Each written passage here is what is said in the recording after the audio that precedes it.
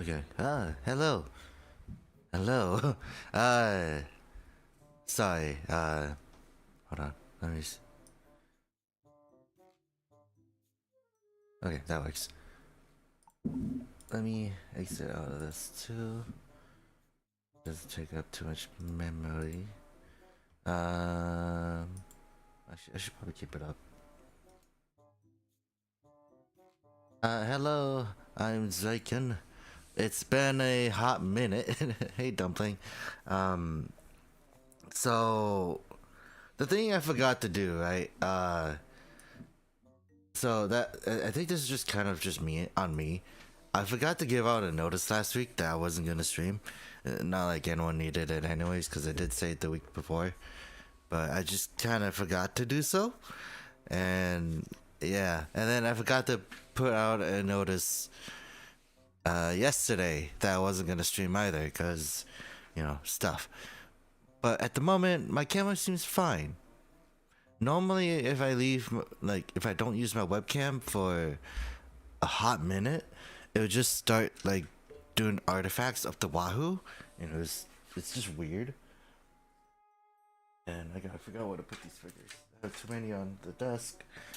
But, yeah, hi, I'm Zryken. I am back to streaming for a bit. I say for a bit. I don't know what's gonna happen, but as far as I know, yeah, it's gonna be a thing. But I'm still, oh God, it's kind of annoying. I'm still in the middle of cleaning. Like, I don't know why. I decided to just do this at the last minute. But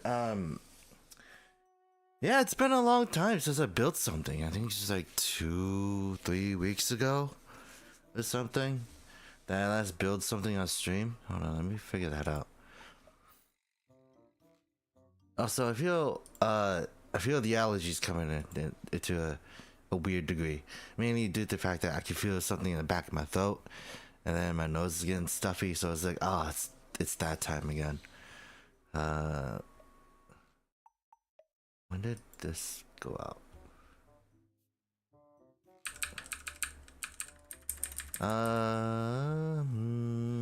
It's not telling me when, but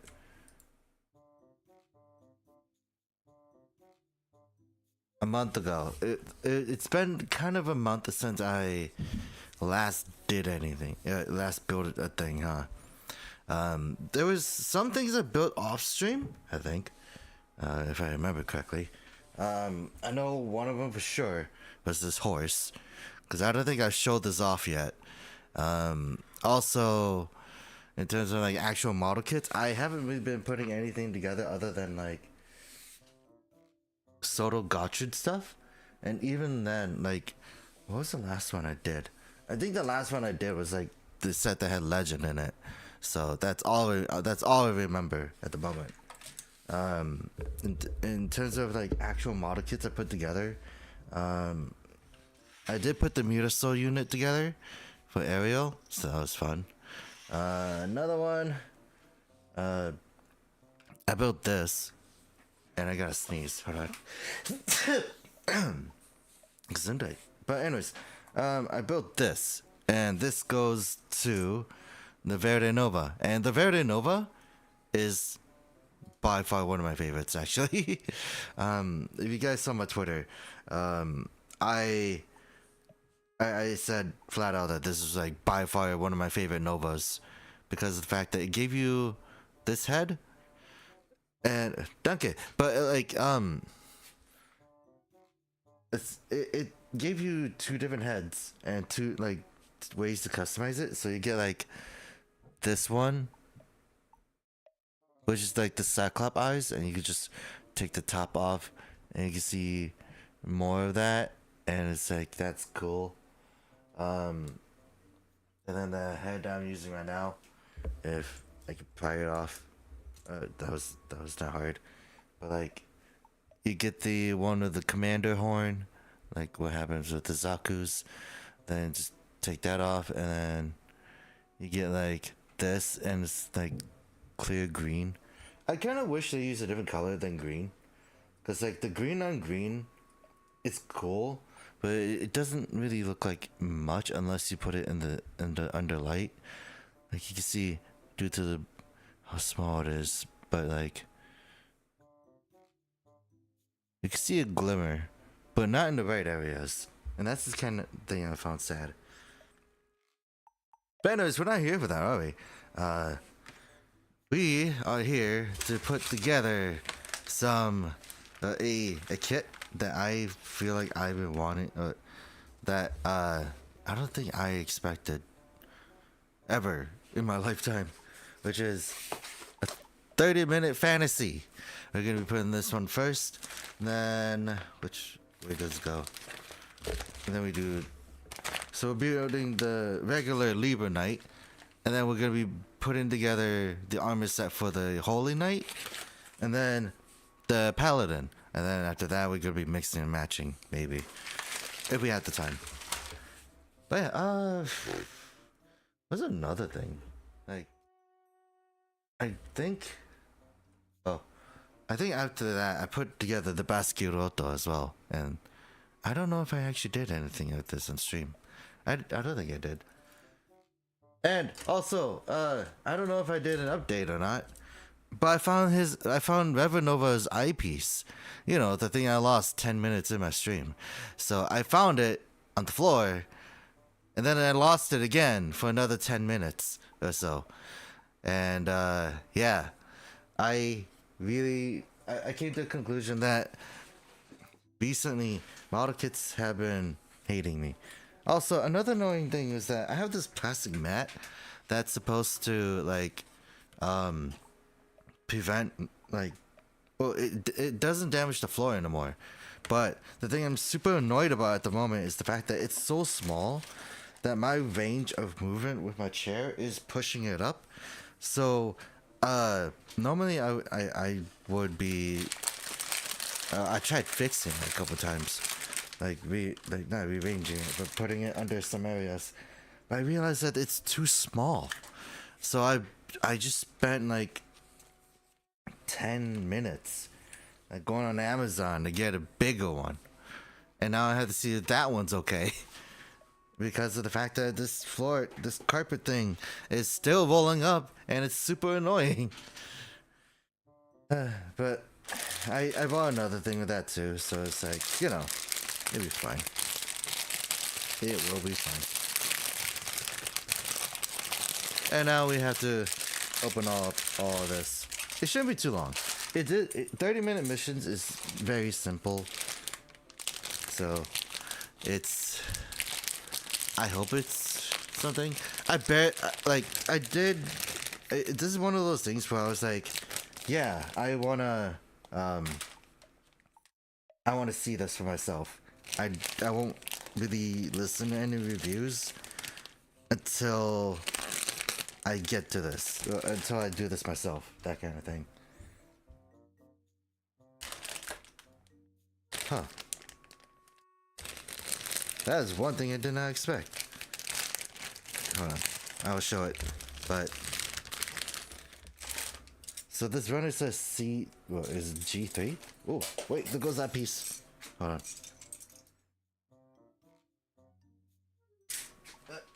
Lost it. Oh, G2. This one's G2.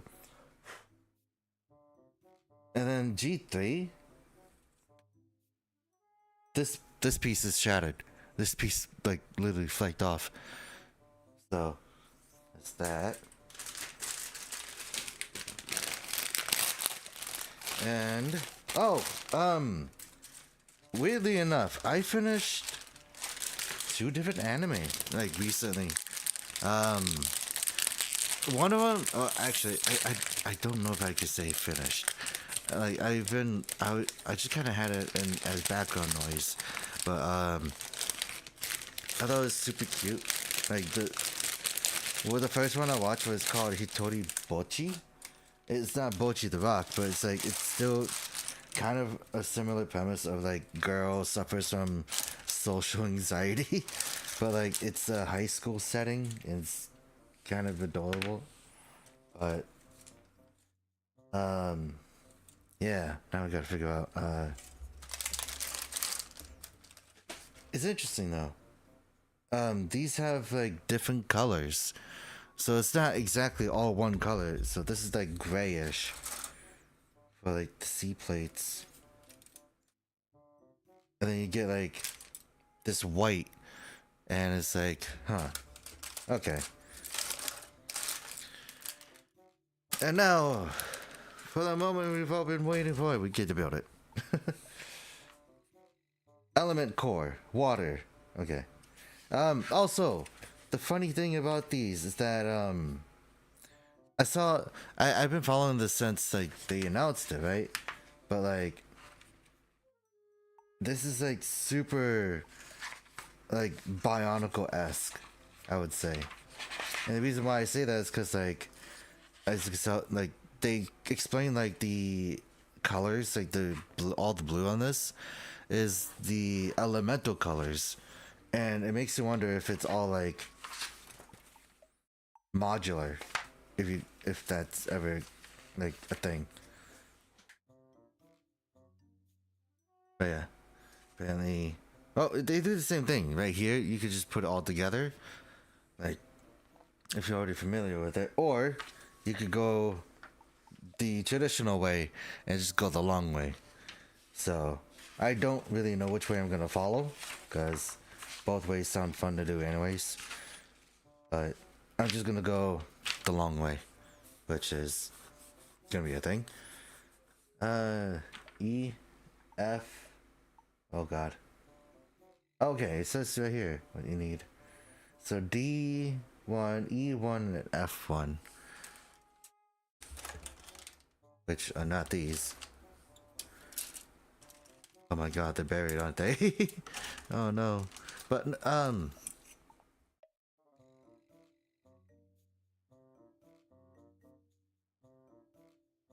it's been a hot minute since I've actually done something like this in a while.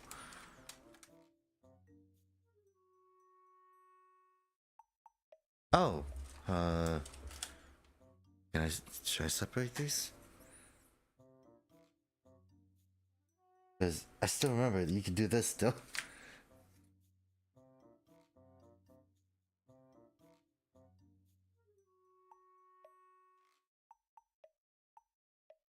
Should probably do that actually.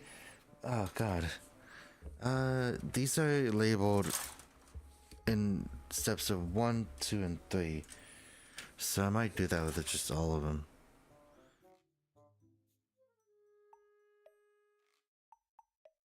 I forgot. Like this is like one of the other reasons why I love this. Where it's just you're able to like separate all these. Then the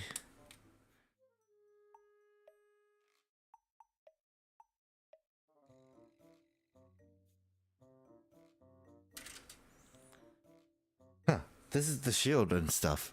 The connector bits. Okay. Then what's this one?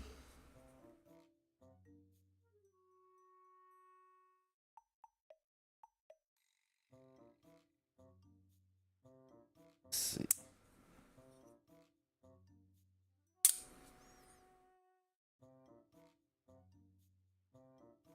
Oh. And also step 1. And then this is step 3.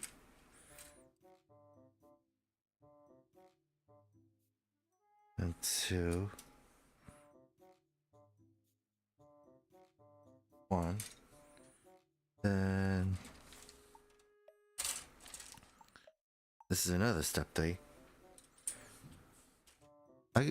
I could just literally sort these into piles. It's great.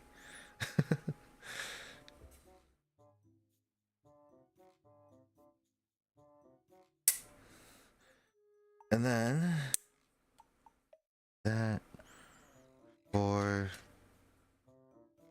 2.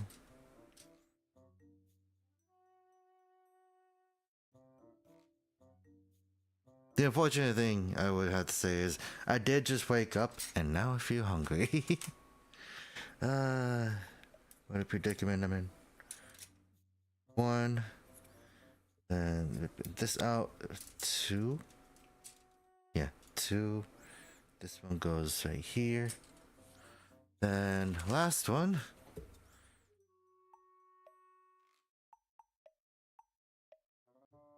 3.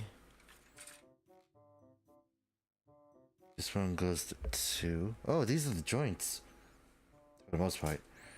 And then 1.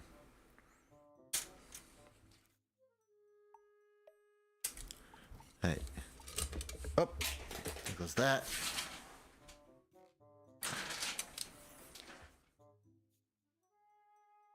Right. Then this could stay here.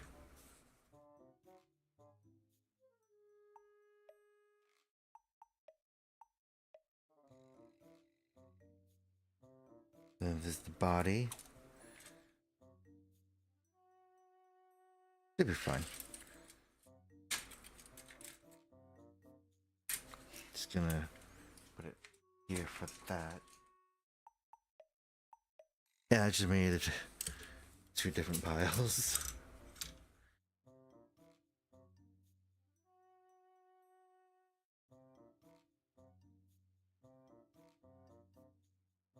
Put it in like that.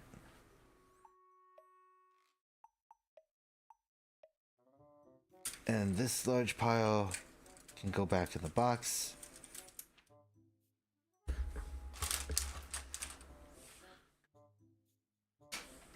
And we just need DE1, F1, and D1. For now, at least.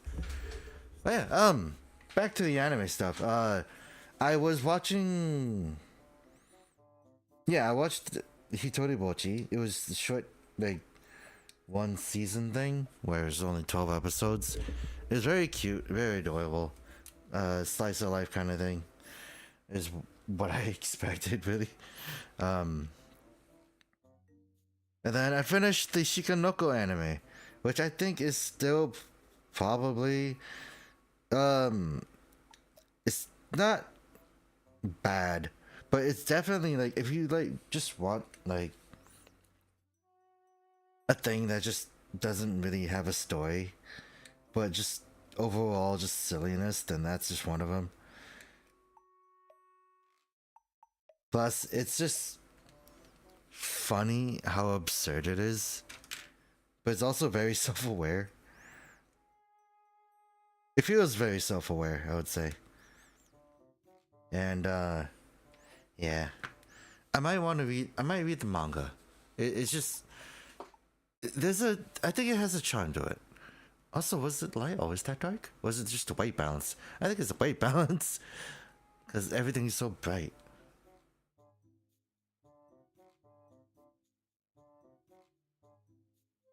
Yeah.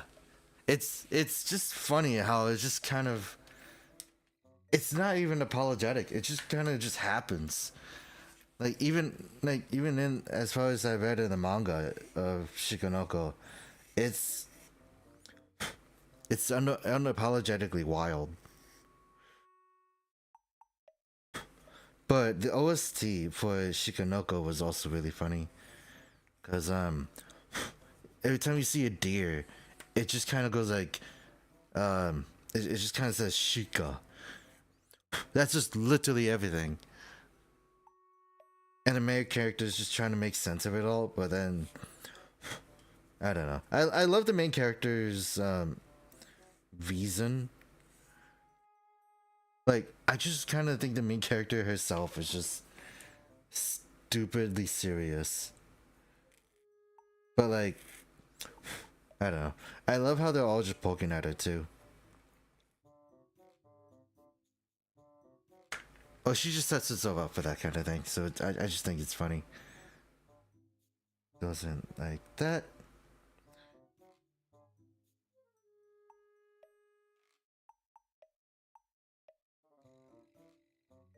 Then I guess the weird thing for this is that they do have a face. They have a mouth. It's weird. But it's just like a gaping maw. And that's why you put this thing on.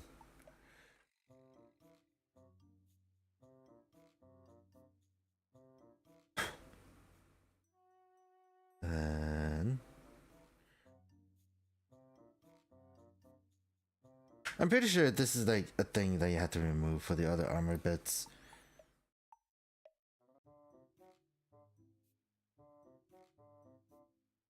I forgot.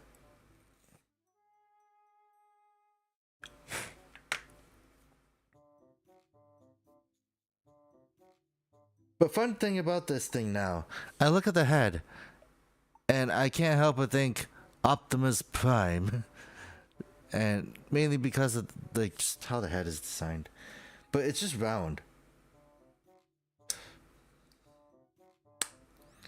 But I don't know why. But this kind of thing is like also one of my favorite, like robot aesthetics, where it's just like you see the mouth plate, but like you also get to see like the nose a bit because of the fact that it makes it feel a little more like its own identity. But that's just me. I know there's some people that aren't too into that. I kind of wish that it did have like some kind of like way for light piping that isn't just the bottom. Now I think about it. But yeah, head is done. And now we get to move on to the body. I do have to go back into watching Nichijou. Now I think about it. Because of the fact that Nichijou was also just pure insanity, from what I remember.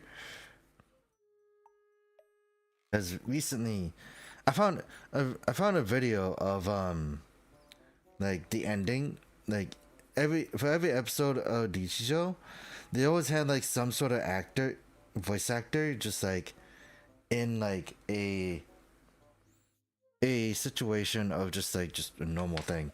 They play as an object and they just kind of roll with it, right? And I thought it was really cool. Wait, what's F2? F1. Oh, F2 is this piece right here. Alright. But yeah, I just thought it was funny, like seeing like really famous voice actors just play as like inanimate objects for no reason whatsoever. D21 and 22. Like Seki Tomokazu played as like eggs. I know the guy who did the Double Driver, the voice for that, he did some things. I think he was coins for like 500 yen. Like he played as like 3 different coins. Another one was Norio Wakamoto playing as 2 wooden blocks. And the reason why I could pick those out is because they have very iconic voices.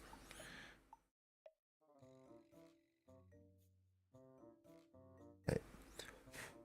And now we go to this. But like I don't know, those are like the only 2 I finished. Like I actually just like sat down and just had him play as background noises. So it's just really funny. It's funny I decided to do that within the last 2 weeks.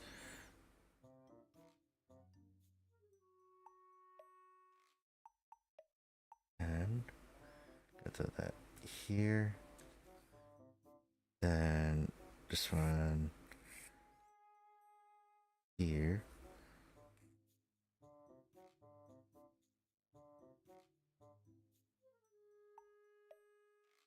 Also, like, I think the other thing, so originally I was thinking about,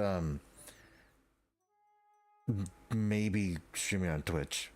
And I've said that a couple times, right? But I think right now is not a good time. Like, as much as I would like to entertain the thought of it, it's always been that thing where I'm like, there isn't a lot I would like to do on Twitch that I already do here, because I have stated that I have like it's almost like it's a small desire, but it's like it's not really big, or it's not really a priority to me, of like me wanting to become big. So like I am just at this point just coasting because of the fact that I'm just like I just want to build a little more. Cuz like I know a lot of the best advice you can get really is just like, yeah, here's how to be big. Always network, that kind of thing. But then I'm also kind of in this area where I have to be very skeptical about it because like, you know, I kind of I still live off of Twitter, but like it's not as bad as like before I went on break from it. It's just more or less now thinking about it, like the entire sphere of just content creation in general is very, like everyone says, it's high school mentality to a fault. Where it's harder to like, well, it's always hard to get like online friends. What am I looking for? A1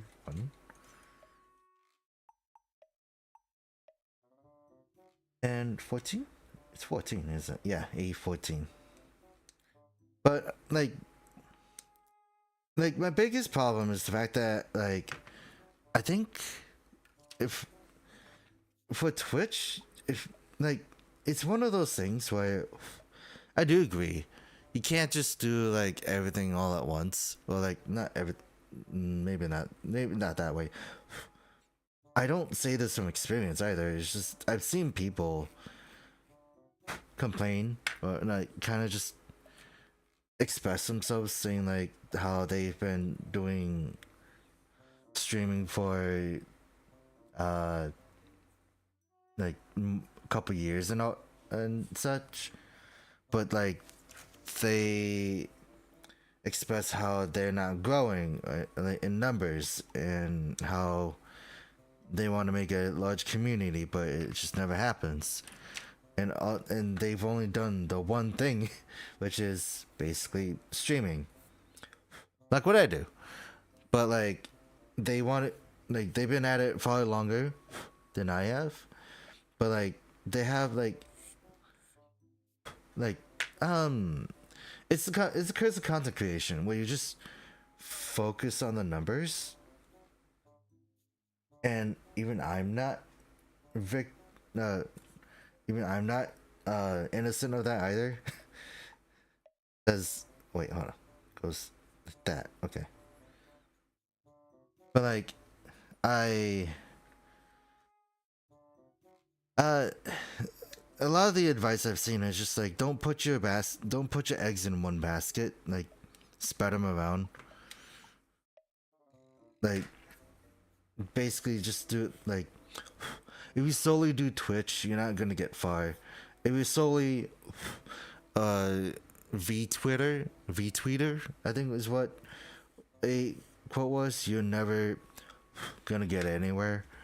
And if you just do like stuff like I do, it's still gonna be the same thing. Like you gotta change it up, you gotta vary it, you gotta like just do a lot of things. But yeah, I no longer hold the idea of you're not working hard enough if you're not working, if you're not bleeding for what you're doing, then you're not working hard enough. Like I dropped that mentality not too long ago, actually, maybe a year ago, where I just kind of realized like I think I may have been a little too harsh on myself around that time as well, because of the fact that it's like it was a uh it sounds more like a do or don't kind of situation when I was thinking about it back then. because at the time I still yeah, I still kind of dreamt of doing content creation, and then in the end it just kind of fell through. Life just wasn't at it where it was at, and then yeah, and then I just realized that I could say no. I could say I realized like when I just kind of said that I was quitting, I was like, holy crap, I have agency.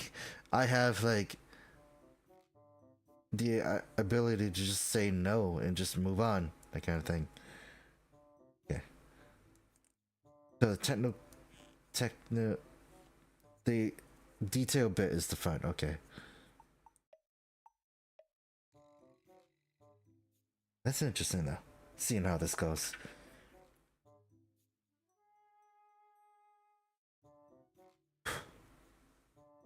Also, that's kind of explains why the yeah. It really isn't. Like, I know there's a lot of people who enjoy it, but like, I know there's a lot of people who also enjoy doing content creation, but like, I know that it's a very doing content creation in this case is super oversaturated because like you could go to places like YouTube or anything, and everyone's doing it really. And while it's cool and all, um, there's some that kind of it's that saying, I guess, where it's like, what was the saying? It's like something becoming a hero, or die being a hero, and then or live long enough to be the villain, that kind of thing.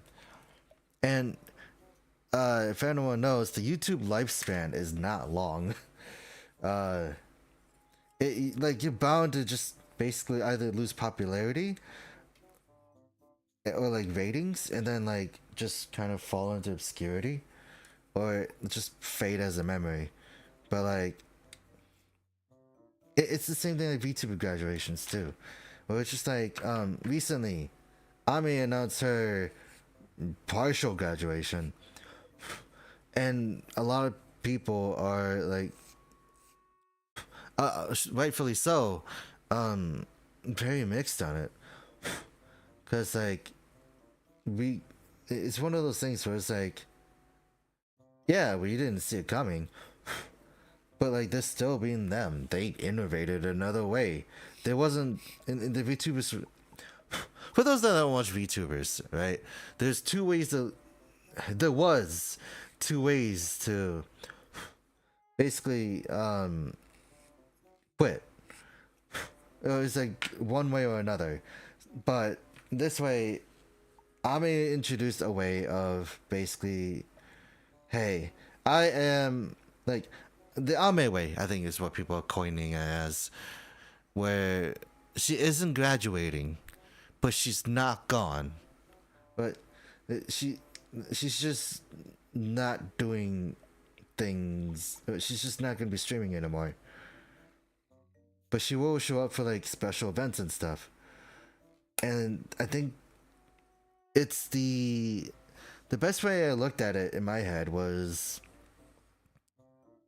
if anyone here likes Kamen Rider and everything, you've seen the movies where you see the actors come back for the roles, and I think that's the way Ame made it as, and I am all for that because of the fact that I didn't explain the two ways. The two ways was either graduation or termination.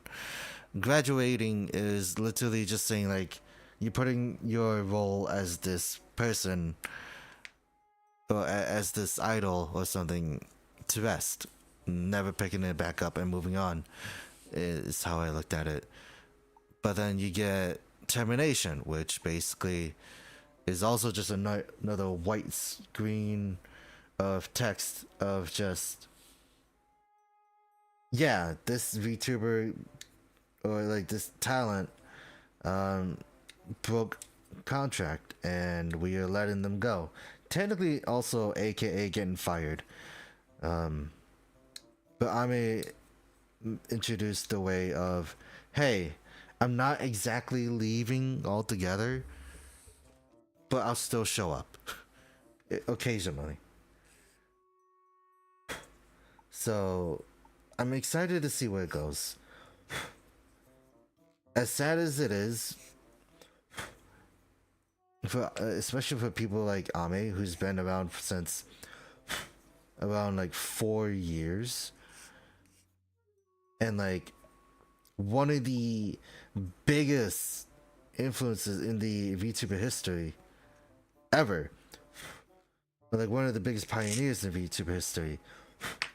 It's understandable because it's like how I looked at like people like PewDiePie, right? How they they are like the biggest people, but they also like changed how things were done. Also, I'm very impressed with this, by the way. So you could just bend like this, and yeah, it's also kind of, it feels a little big. I don't know. I've seen someone like just show off how big these are, but like I kind of, I don't know. Apparently these are slightly bigger. Maybe.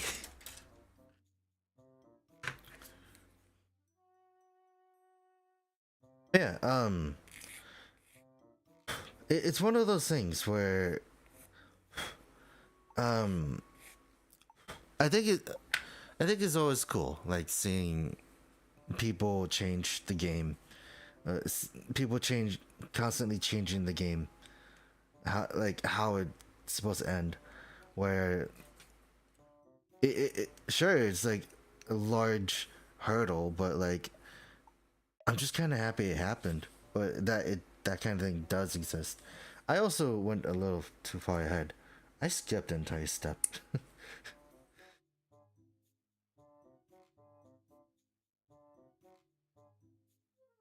But like it's interesting as well to see like large companies like Sony like jump into it as well, despite the fact that they already got rid of what was it, Prism? They disbanded Prism, and now those VTubers are indies, and I think they're doing fine, as far as I remember. Because if there's another one that I remember from Prism, her name went by Arakawa Luto, because she shared the same art mama as Gargura. But the only thing I remember after the whole Prism disbandment was Arakawa Luto doing a Bad Dragon review. Of all things. And if you don't know what Bad Dragon is, you're free to Google it. I wouldn't recommend it, but yeah. But another thing was, God, if there was like I don't know exactly know how I got into it, but I looked at, oh, it's also kind of weird because like when it comes to YouTube content creation, all I've been seeing nowadays is just like YouTubers or streamers left to right getting called out as like groomers and everything, and it's definitely not a good scene. But it's gotten way worse because of that. Like it's gotten worse because of the fact that that is super common nowadays. But like I don't know, the drama aspect has just been crazy. This is a really cool body, by the way. Like it only has like one clear part, but it's enough to like color the entire thing. It's interesting. And then we put the hat on. Yeah. Someone could just paint this into like one of the guys in Machine Robo. Like red, white, and blue. Okay, now we're doing the hips. Because these are... I was gonna say these hips don't lie, but it hasn't proven itself yet. How can I say that without actually knowing how it's built? Also, the idea I had for this was I'm gonna build the Liber side, and then the Vosen side I will just... It sounds very odd, but like, depending on how I do it, I might switch it up every now and then, where I will build the Vosen side like every now and then have like one of them just built behind the scenes, that kind of thing. I don't know. There's so many ideas going on in my head right now, but yeah. God. But actually, that reminds me. I remember recently,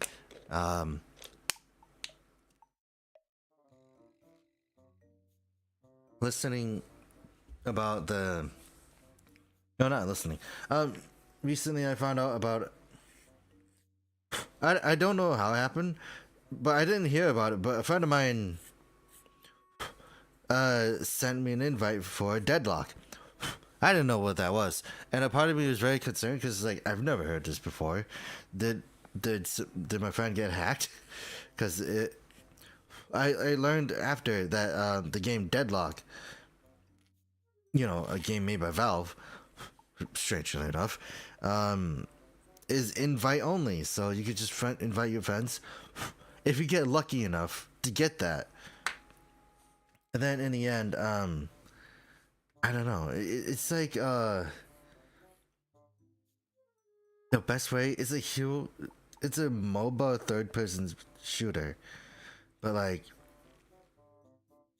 it wasn't until recently where I heard about cheaters and everything, and I think that was interesting because recently they came out with a thing about how to deal with the cheaters, which is either ban them or turn them into fogs permanently.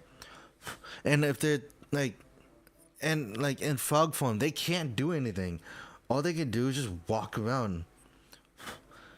And it's just like, that's one of the best ways to deal with cheaters in a while. And that's cool. Because you get games like Overwatch who don't do anything about that. There's no way like they would ever like deal with cheaters. Because I played with a friend who... I was playing Overwatch with a friend, and the thing we dealt with was a cheater. He played as Soldier 61, who just insta-snapped on, like, someone. Yeah, I said Deadlock. But, like, yeah, like, we dealt with the cheater in Overwatch, and then just blocked them, or reported them. I don't know what happened after that, but it was just the fact that they just won in an instant because of that, and it sucked. But I don't know. It was definitely a thing where, like, nowadays no one deals with like cheaters anymore, or like anything like that. I wish that we had more games that did fun things like that. Like, I remember, does anyone remember, like, when people used to pirate games, like, those game devs actually had a countermeasure for that? Like, I think I remember listening to something like Serious Sam. Like, if you pirated that game, there was a giant pink scorpion monster thing that was impervious to everything you do. It would just constantly haunt you, or like just go after you, and you would never be able to finish the mission because of it. I don't know. I want to see more fun things like that happen, where, like, those kind of things we get punished for, I guess. Unless I'm wishing for too much.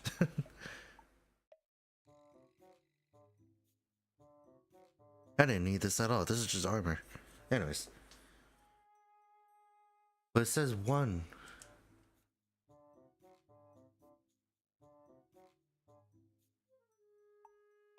But anyways, let's go with the... Oh, we're building the arm slab next, so...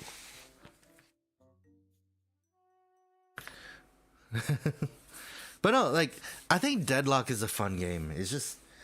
I haven't played it enough. I need this?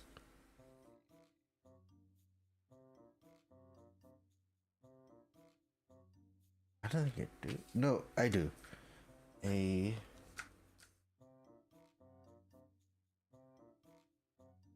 B2?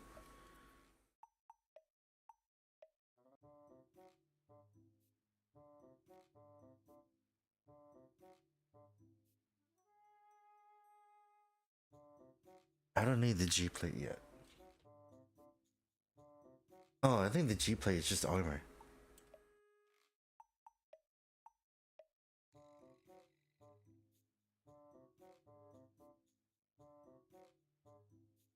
D2? Oh, excuse me. D1 and D2. D2. And B. Okay, I got everything I needed. But like, I was talking about Deadlock. Yeah. Yeah, my experience with Deadlock is not bad. I like the fact that you could just practice the bots too. So it's not horrendous. I know that I can't really say much about it. It's just more or less just a fun thing. Oh, it's like 30-minute sisters thing where you had to cut out the joints and then just like put them on.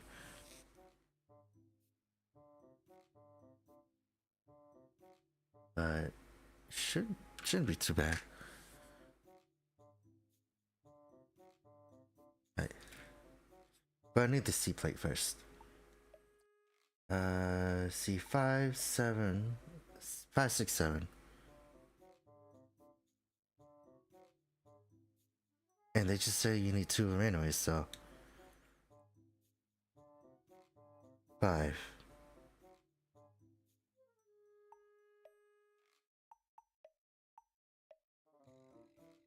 Seven.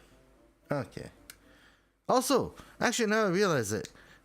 I don't know what's up with this, but it doesn't have any polycaps. I just realized that. Where that's kind of neat. And like the way these are organized too is like literally after all this, I'm done with this runner then.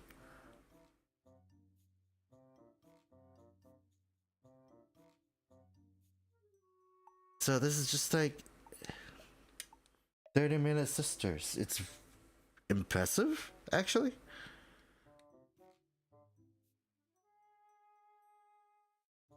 But yeah, like I'm just wondering what they're gonna do for 30-minute fantasies, because as far as they got to, I don't know, like they're looking at releases for like March and everything. Like obviously, like this line, they went. I don't know if they put in a lot of work or thought into it, but it works. Oh yeah, speaking of other like drama, I guess. I saw the recent Devil May Cry anime trailer, and I thought it was kind of cool. And I wasn't expecting Johnny Ambash as the voice actor for Dante. And I think that's silly, because like he's already in Devil May Cry as Nero, which I think is silly. But like the funny thing about it is that it also revealed, like, to me, like, I found out like various things regarding as to why the original voice actor for Dante may not be coming back. It might not be coming back. I can't say for sure. It's only my own speculations of Oh, which the guy, the original voice actor for Dante, Ruben Langdon, has said some pretty strange things. And apparently, I heard that he's a very big conspiracy nut. Where he said that there was um, also a pretty huge, uh, I guess, like COVID denier, where um, he just outright refused vaccines because he called them a bioweapon. I still have yet to watch the DMC anime. I really like the intro theme, but it's also the fact that Devil May Cry canonized the anime as well, so it is a canon event, and I think that's funny. Cause like when I did see the Devil May Cry anime, um, it was good. But yeah, I still have to watch it. But other than that, like, I found out like just strange things like that, and it was just like, oh, okay, not very very great on those kind of things.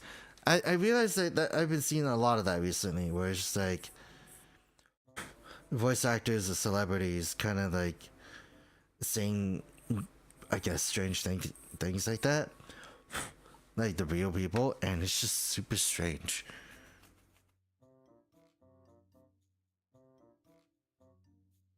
But God, that Devil May Cry anime was a pretty long time ago too, like pre 2010, I would say.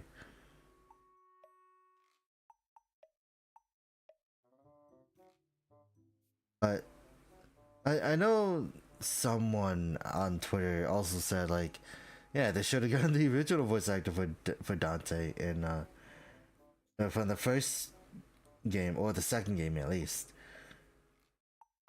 But I'm fine with it. I'm fine with the decision. Okay, we got the shoulders done. Then B2, 3, 1, 2, 3.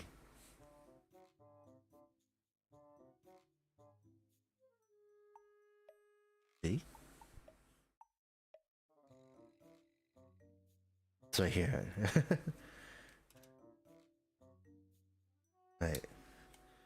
And also, I realized this doesn't use C clips,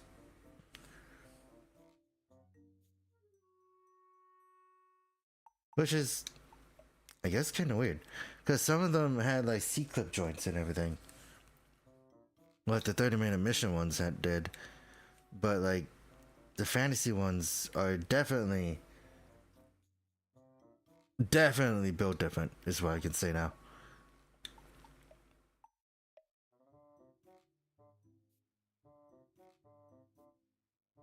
Yeah. Oh yeah. Also, uh, wait, hold on. Let me finish cutting this out first before I show it off.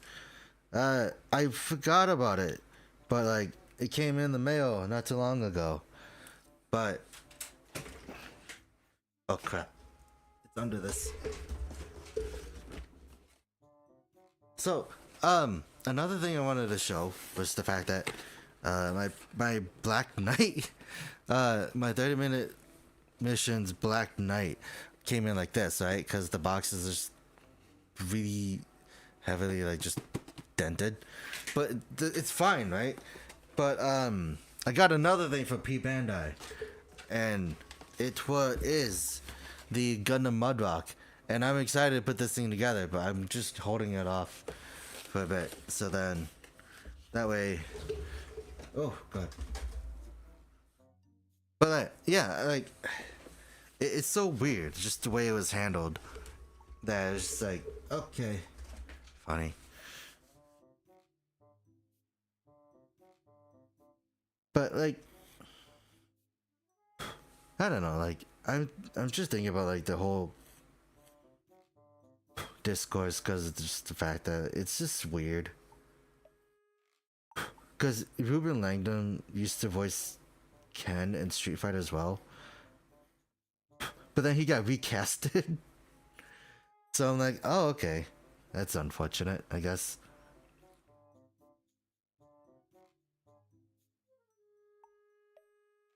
But it is what it is.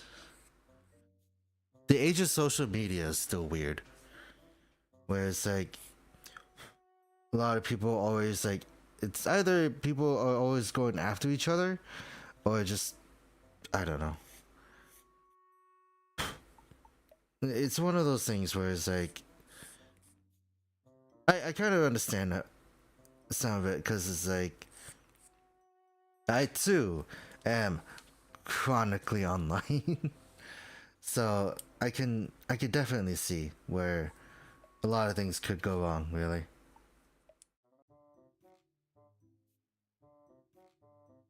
But like, I don't know. The age of the internet, it's still weird.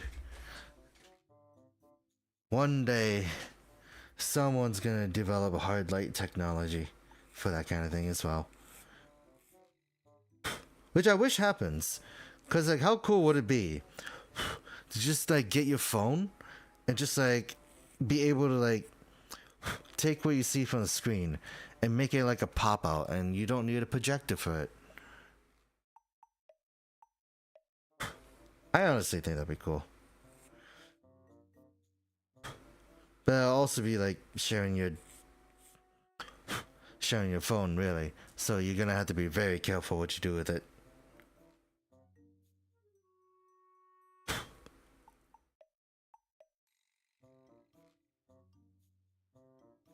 Then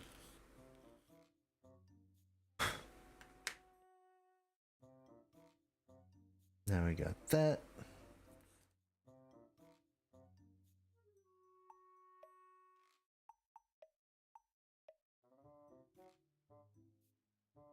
And oh god.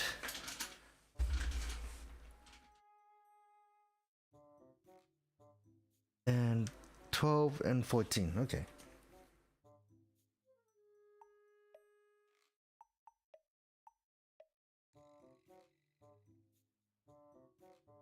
Then what's another thing I could talk about? I realized that I did a pretty good job at talking for the past hour, I guess, and now all the topics just ran out of my head. I don't know. Like, I haven't really. Now thinking about it, my voice cracked. The last couple weeks, I guess, before dot hack. I don't even know anything about dot hack. But oh yeah.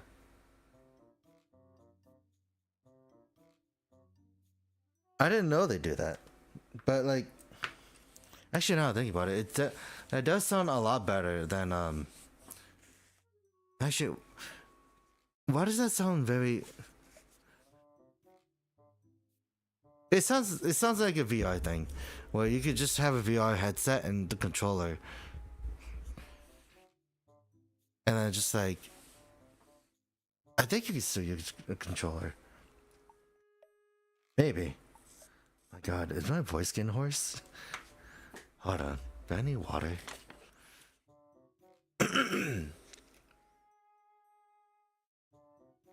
Or is it just the allergies?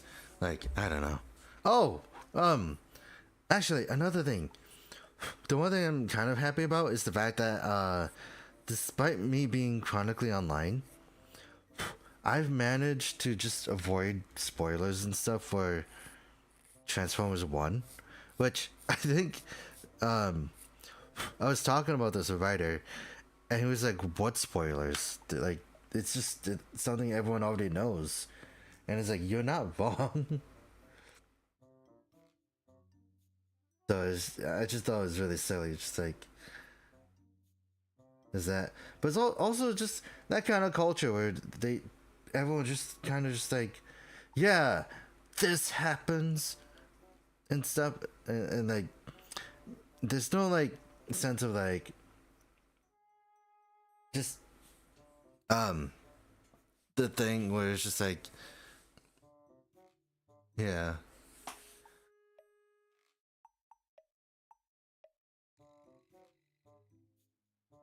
Yeah. Oh, actually, that sounds interesting. at least, at least it's not like that VR thing that you could just buy, or like not even buy. You could just make it, where it's just like a little cardboard box, just put on your face, and your VR device would be your phone. Which I still think is kind of silly. Now I think about it.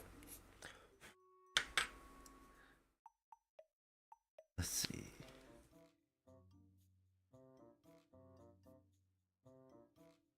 Here. Then here.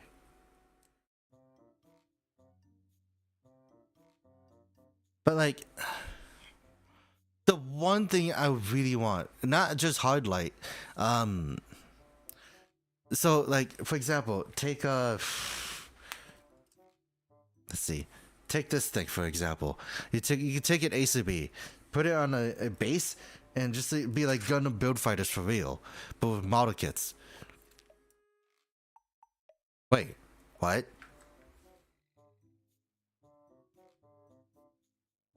Did I really hit the 100? Hold on.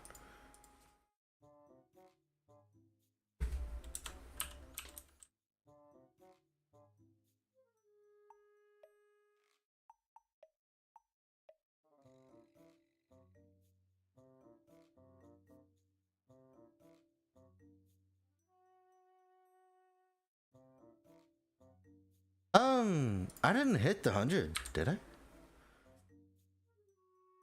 Because my YouTube thing still says 99. Um, but I still had to figure that out.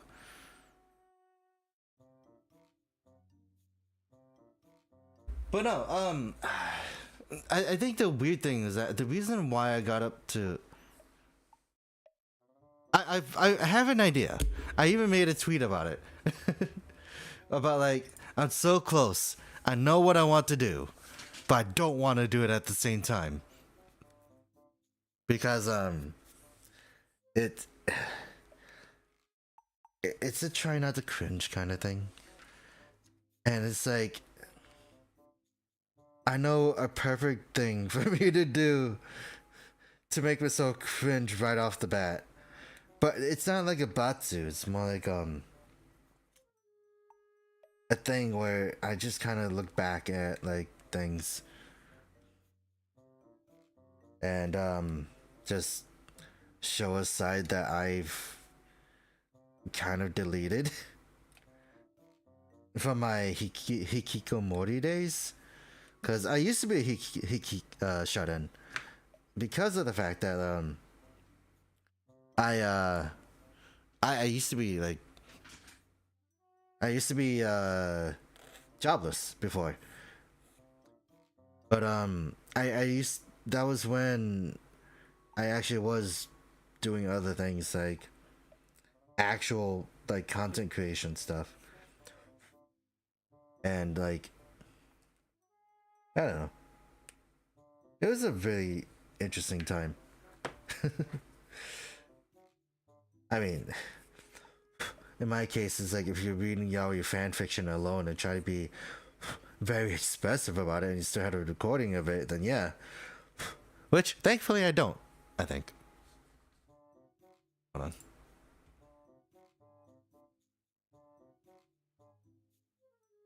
Yep, I don't have them anyway. That's good. But yeah, I don't know. The 100 will come when it comes. But at the moment, it's been at 99 for like 2-3 weeks. Like, surprisingly enough, when I started getting more numbers when I streamed Gundam Breaker 4 for like long periods of time, which I won't do again. Like literally, like streaming for 5 or 6 hours. It was fun, but it also drained the heck out of me. Like it was just a little too long. It was just I'm gonna do the same thing with so I'm going to go back into Megaton Musashi. So I'm gonna do the same thing I did in Gundam Breaker as I'm gonna do with that. Where on stream I'm just gonna focus on the story, and then off stream I will focus on the side missions. Because I still want to play it. I think Megaton Musashi is like a really decent game. It just doesn't have what Gundam Breaker 4 has, which is like the limitless creativity of building a thing. But that's fine. It is, cause like, listen, I have a bias for level 5, and whatever game they bring out, like, no matter what kind of game it is always super unique. And I'm just like very flabbergasted. Just like, dude, almost all the games I've played in my life has been like from level 5. And it's still weird. Like, it's really weird to me because of the fact that like I didn't even know until now that like one of my favorite games, Little Battle Experience or LBX, is by level 5. White Knight Chronicles by level 5. Yokai Watch I've never played, but I still am interested. It's by level 5. Like, they've done everything and anything to the point where they can. Oh, they also did Fantasy Life as well.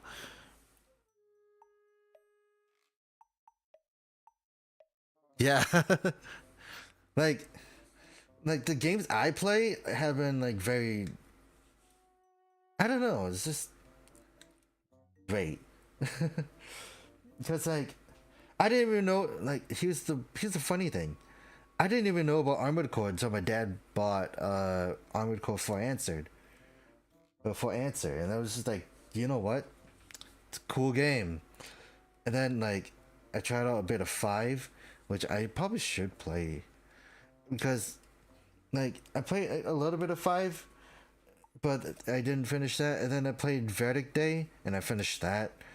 But like it's not really apologetic, but like I finished Verdict Day with a random stranger online, cause you know, PlayStation PSN was free at the time. You know, the thing that they should have kept. But no, it's a subscription thing now. So it's dead to me.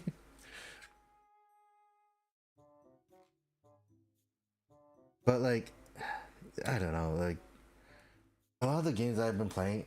Oh wait, another game I find really strange too.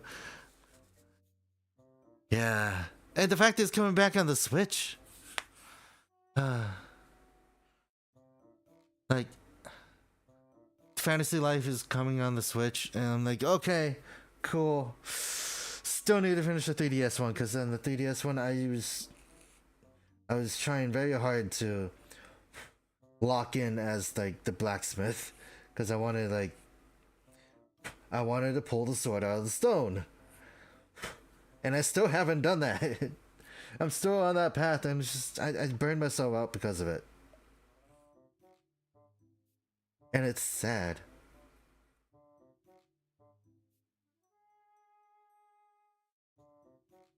But I also realized that yeah, like the other thing I realized is that what was it? Yeah, I was gonna talk. I had this idea to talk about in my head for like a couple days, I guess. Where so on the topic of looking forward to things, I don't look forward to games as much. Like, the only two I had in mind were Gundam Breaker 4 when they announced it, and Dragon's Dogma 2, which I think is funny. Dragon's Dogma 2 had a very rough start, but now it's fixed. Some of those are fixed. So I just think it's silly that like those are the only two games I looked forward to the entire year. Every other game I've gotten in between was because it was a spur of the moment, or just like something just like what I call like unexpected encounters. Yeah. God. Like I used to play my 3DS when I got it. Like the fun thing about it is that even though it was like, you know, what it was, I played with my family. Like I played with my siblings. We played a lot of it. Rapid and Steel, yeah. Hello, Ark. I still have to go back into Rapid and Steel because I've only played it once with friends, and then I never touched it again because of the fact that like I just didn't. It's not the fact that I didn't like it. I like it. It's just the fact that I didn't like put in the time for that. And I found out there's like unlockable classes and everything. So there's that. And then I don't know, like I just found myself looking forward to like so the silly thing is like I compared it to things like this where I look forward to like more I look forward to more toys than like games because of the fact that like one, that's just kind of how I am, but like there's just like so many things, so many creative things that are happening right now in this kind of sphere that like even figures, even games can't compare to, because of the fact that like whenever they show off like a new figure or something, it's something as cool as this guy. Actually, I can show this off because it is a part of it. So this backpack, right? So it looks like a jet. It is a jet, but you could just take this part out. If I could do that.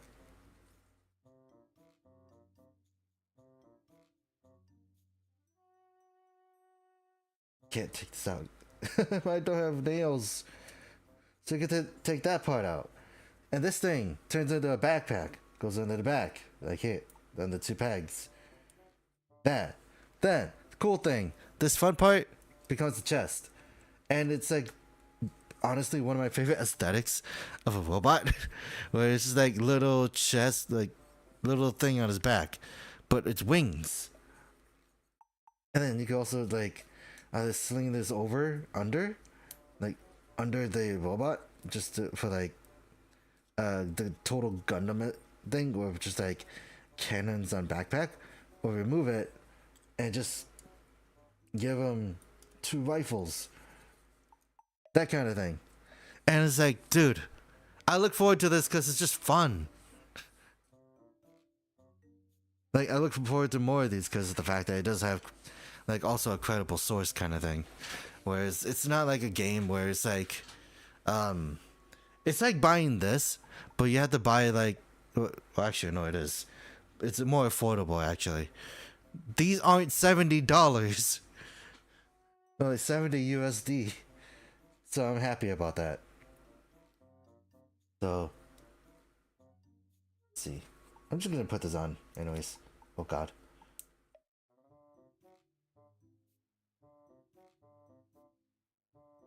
And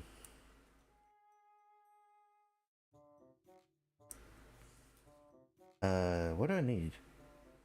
So A8. Oh, huh. So I guess I do need these. No? No, this is it's this one right here. But yeah, like, I don't know. I feel like toys have way more creativity than like games nowadays. Because of the fact that like these kind of things are like limitless. Like I recently found that this is one company that's been doing like things that like as ridiculous as like furries. Like there's like action figures of like furries and stuff, and it's like I'm almost tempted to get it, although I don't know how much it is. I know there were pre-orders for it, but like It's just one of those things. But I could see, I don't know. It's also just going into the same line of like, hey, is anyone getting the PS5 Pro for like 700 USD? I'm not. Because what can I get for that? What can I get for 700 USD? About like 14-ish, maybe more of the same kit. Because of the fact that like these are like $20-ish. Yeah. Like it's the other funny thing is that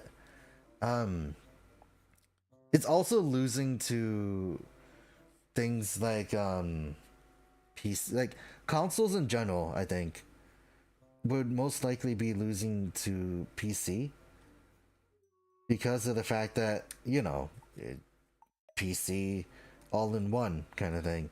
And you don't have to spend you could spend 700 or so dollars on it, right? Like, I won't lie, my PC 900. And you know, when I've had my PC since 2018 and it's still good, surprisingly. The only thing I need to do is upgrade my graphics card. But like, other than that, even with just like a not so great graphics card and everything is fine. And it's just like, I'm not worried about it. Okay, now I have to do all this. I guess on the bright side, this isn't as annoying as its sisters. But yeah, like, also like, I don't know, like, there's just so much discourse over video games and how they should look like, I guess. Because like, you get games like Concord that's like a big example of like, I guess an okay premise that just hits the mark. Oh god. Well, I guess I'm happy I reminded you at least. Hopefully it doesn't explode in your face.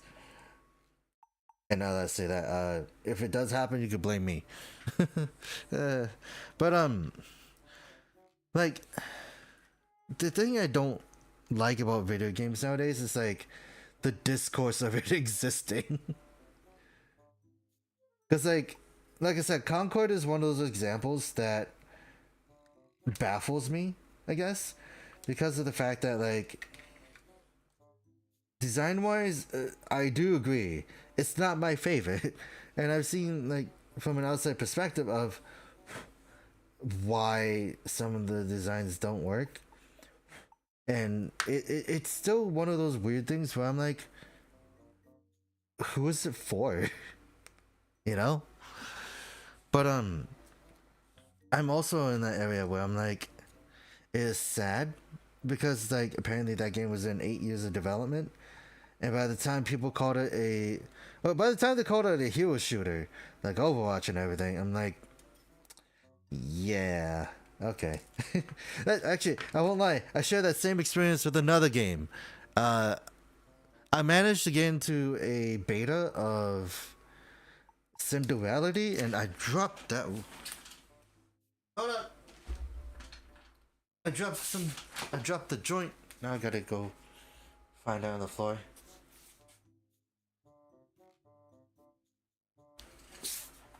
Where'd it go?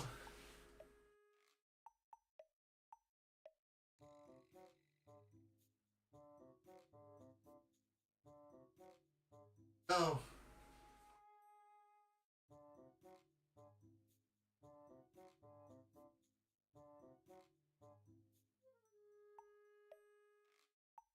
Oh, found it. Hey.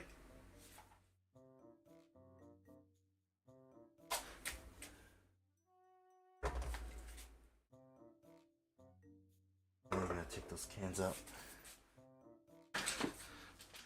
Part of me was thinking, actually, now I think about it, part of me was thinking, maybe I should do a cleaning stream. But that'd be too much. This is too much to clean. But no, like let's talk about Concord, right? I just know that like overall, design wise, I don't know what it's for. I don't I don't get the design, to be honest. Like who is it supposed to appeal to? That kind of actually no, I was talking about Synduality. Um I guess it didn't want me to talk about Synduality, but I I honestly don't mind the game existing. I just don't think it's for me. I thought it was gonna be a cool game, but then well, I thought, but the moment I realized that it was gonna be a mecha extraction game, oh my god, I spat. I kind of lost interest in it because uh so the games I don't play often happen to be like JRPGs to an extent, and then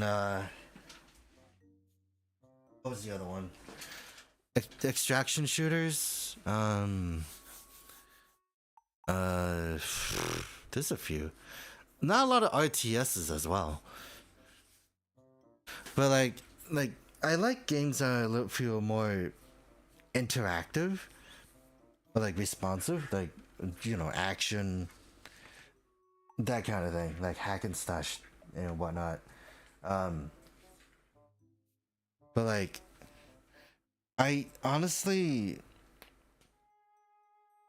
my experience with Synduality was not great either. Cause the thing I could say is that I got ganged up on the first part. Yeah. Oh god. Okay. First though, we got the arms together. So with just the arm like that, you could go that far up. And that's without the armor. Oh, shoulder armor? No. That's just kind of how it is. But then we could bring...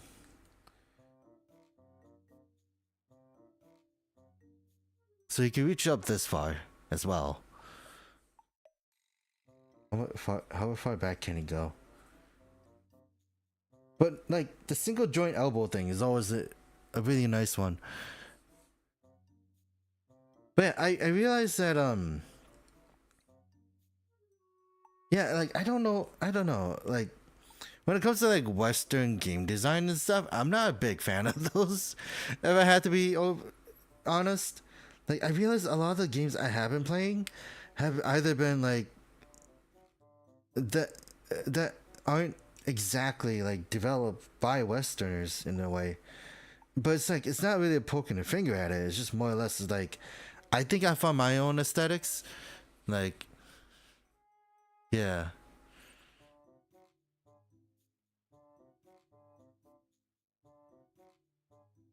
Yeah, like the Overwatch thing is silly to me still. Well, it's like Overwatch 2 carried on with a premise that people wanted. But it shot itself in the foot right when they said that they're not doing PvE missions or story missions. And instead of paying that behind the wall, it's just like I agree with everyone now. It's just like, what is this game then? What is Overwatch 2?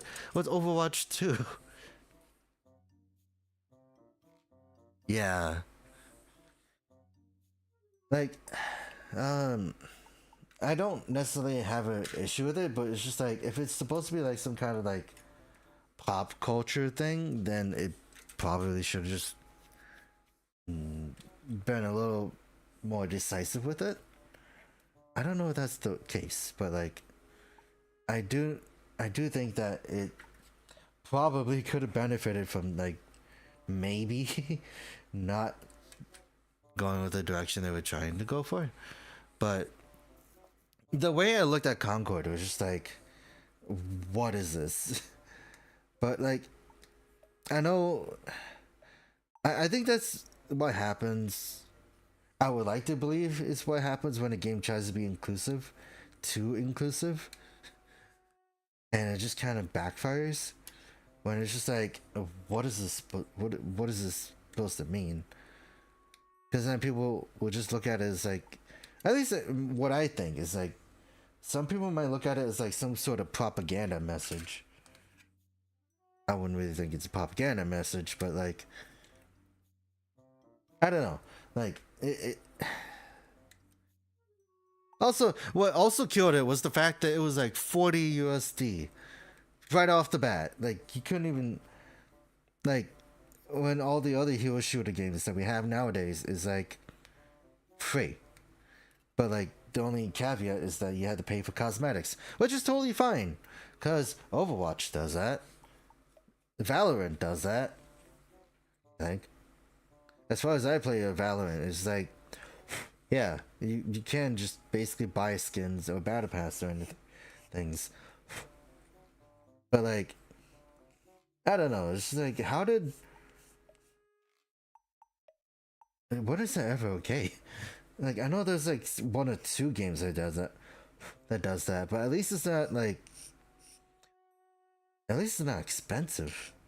I would like to believe, because you could get Marvel Rivals, right, for like a cheap price for like $20 or something.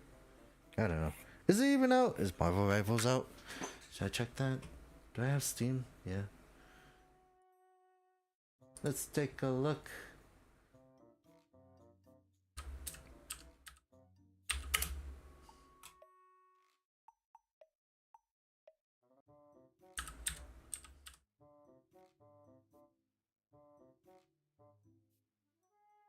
It's coming out in December. Okay. What did NetEase do?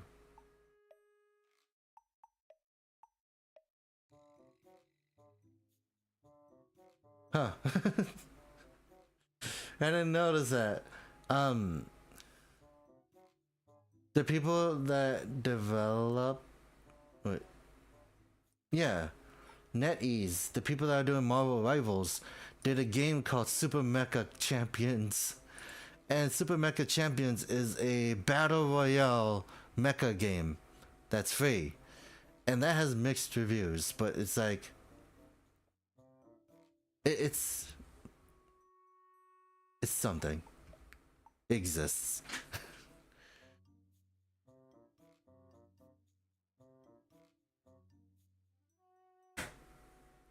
I almost forgot what I was doing for a sec. And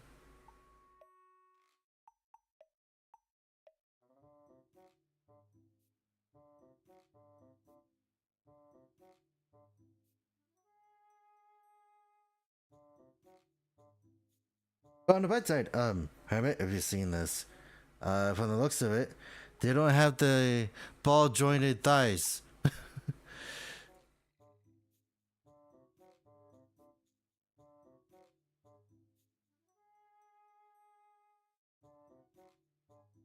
But like, as far as I know, like, the only other game I'm probably looking forward to. Actually, now think about it. The game I'm looking forward to for a bit is Monster Hunter Wilds, because it does look solid. Because like, I like the world, and that's probably the only Monster Hunter game I finished. Well, not finished, but like, finish the base game. I still need to finish Iceborne, but like, I think I finished it when they announced Iceborne, so they gave you like the defender set that's supposed to like carry you the entire game through, which was interesting enough as it was.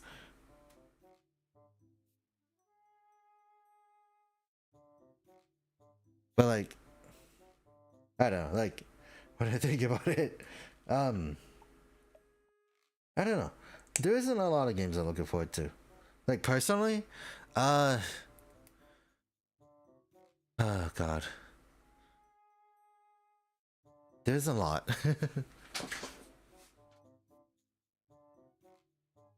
Yeah, I know someone like I know someone pointed out that like with the sword and shield, instead of doing like a dive attack, you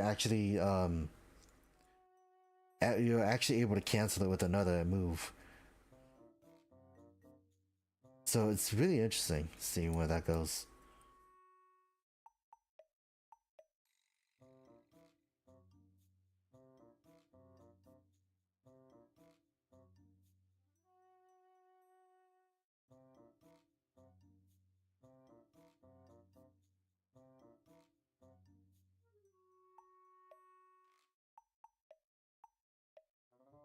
Oh yeah, another thing I found myself like doing every now and then is like just doing this, where you just have a robot just dangling while you have everything else on. I don't know why, but that kind of aesthetic of like a robot being assembled like from the like up like this is super interesting to me. But then he fell. But I just feel like this. Oh, huh. That's gonna be a interesting one to get used to.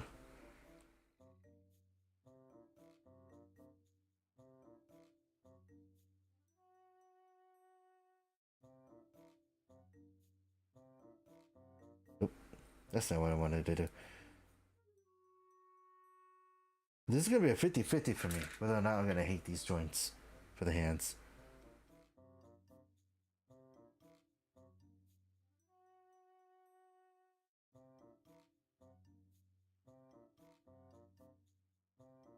Right. I would have expected him to just slide around.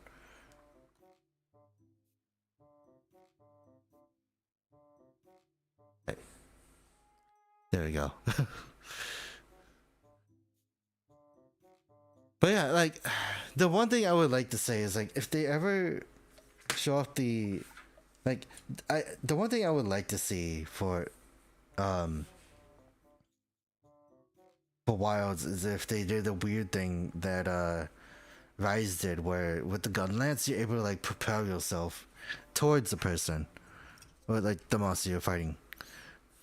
Like I don't know why, but I really like that. Like it made mobility at my end for myself like a lot easier. B4. Then what I need? C10. I also skipped a step. Oops.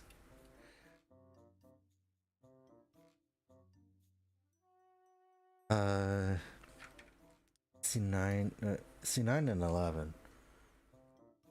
Like,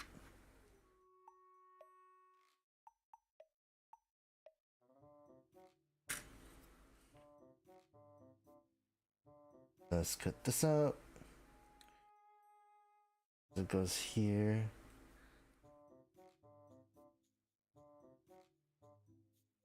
And then here.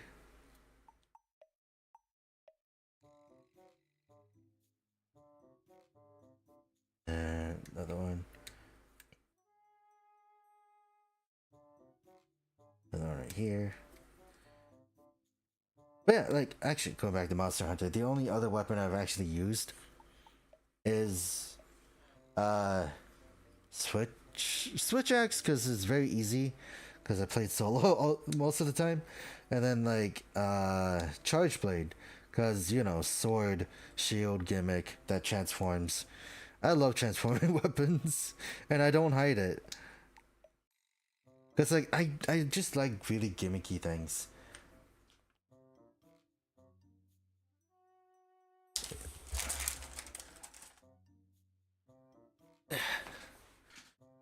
But it was funny. My little brother told me about um what happens later on in Rise, to the point where like in the DLC area they have this like thing that was very reminiscent of Dragon's Dogma Online,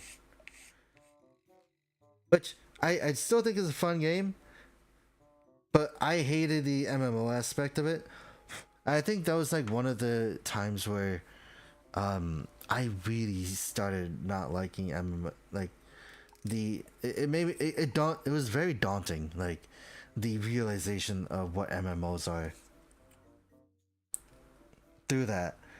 So like, it was definitely like, I guess, a wake up call to me of like how MMOs are, because of the fact that I didn't realize that I can't be a casual player. Especially like with the example that my older brother gave me, where it's just like, he is he's played Dragon's Dogma like daily, like not daily, like every day. Like there was never a day where he wasn't on it. Throne and Liberty. What is that?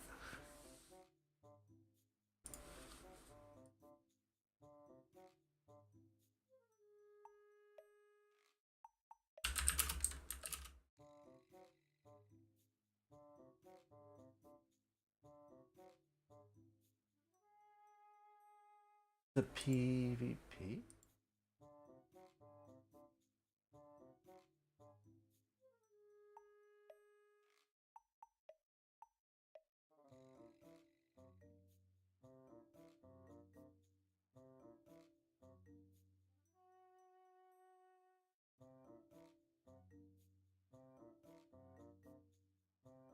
Should probably take a look at the gameplay instead of.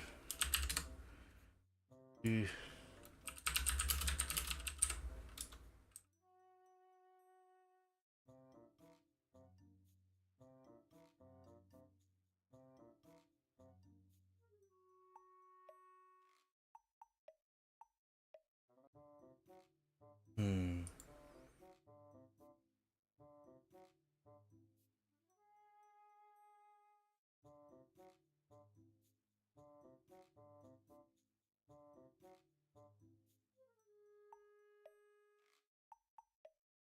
Huh. I've seen someone use controller. I might give it a try. But like, that's the other thing. When it comes to MMORPGs, I don't have time to play them. Cause like how I explained, like my older brother played every day. That's because of the fact that I was the one that kind of had to go out and get money. So at the time, it was just like, "Oh yeah, I played for you. You made it a max level. And that way, like you don't fall behind from everyone else." Because like, Dragon's Dogma Online was that game where if you don't play for a while, you'll be left behind and you just be insta killed. And that's the same with like a gacha game. Like I still have it on my not on my computer, but on my phone, because like it was one of the earliest gacha games I played, and it's called Puzzles and Dragons. It was fun, but I think I stopped playing when I found out that it's not a simple, like, yeah, just make matches and stuff. No, you have to do like 10 plus combo to one hit kill a boss. Yeah. No, Dragon's Dogma Online is no longer available, sadly. Um, because of the fact that like it was Japanese only, you needed a VPN, and then the other problem is that you have to like constantly wait for someone to like for like this team to bring out the English patch, and it was just things. But like Dragon's Dogma 2 had some pretty killer classes. Like one of them that I really liked was well, they made the warrior a lot more like tanky, so like you're able to like mitigate damage by like blocking, and you could do that twice. Um, they had like a class called the Alchemist, which is think of like an Earthbender that basically does things with gold, like crystals that are gold, and you're able to like plant bombs on people. And they had like the thief from the second game, but like it's called the Seeker because you have this hook that you use to like grapple on the enemies and everything. There's a whole thing. It was amazing, and it's sad because like that's the same thing with the online Monster Hunter game. I think it was called Monster Hunter Frontier, where they had super unique weapons like Tonfas, a giant crescent blade called the Magnet Spike, and like I don't know. I kind of wish that they brought some of those thing aspects into um the actual like future games because those weapons were interesting. I mean, like imagine using tonfas and just punching a monster to death. But no, Jagged's Dogma Online, I think went out like a couple years ago. I think before 2020 hit. So it's no longer available. I know there are people making private servers for it, but I don't know. It's still in the very early stages as far as I remembered. So like I don't know. It was unfortunate.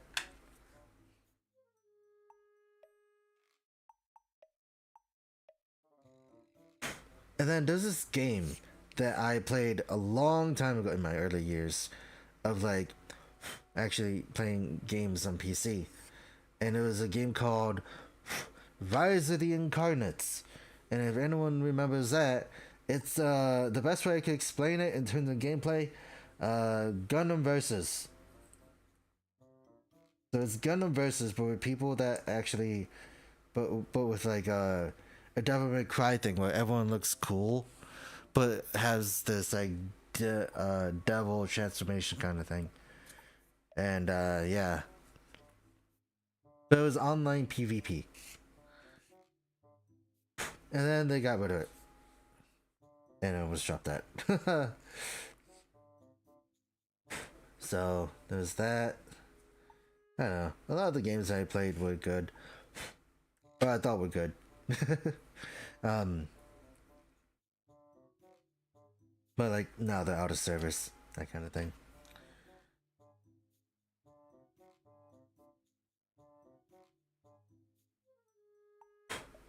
But it's also the same thing of like I didn't play much of like other games like one of actually my first exposure to like the whole to the entirety of MiHoYo was Honkai Impact Third. Funny enough, my older brother was like super into Honkai Impact Third, so then he just kind of dragged me along. But then like it was along that same line of I don't have time to play, so he played for me, uh, whether I wanted him to or not. And then at one point I came home and it was like, hey Zryken, sorry, but I got you the level like I got your account to level 80, so now you're just locked in hard mode. I'm like, oh, okay.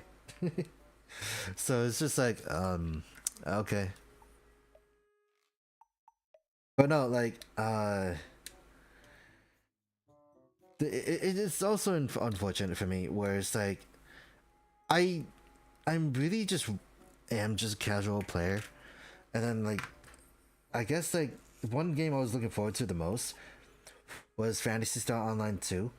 But the sad thing I found out was that after I played it, like I wasn't sweaty enough.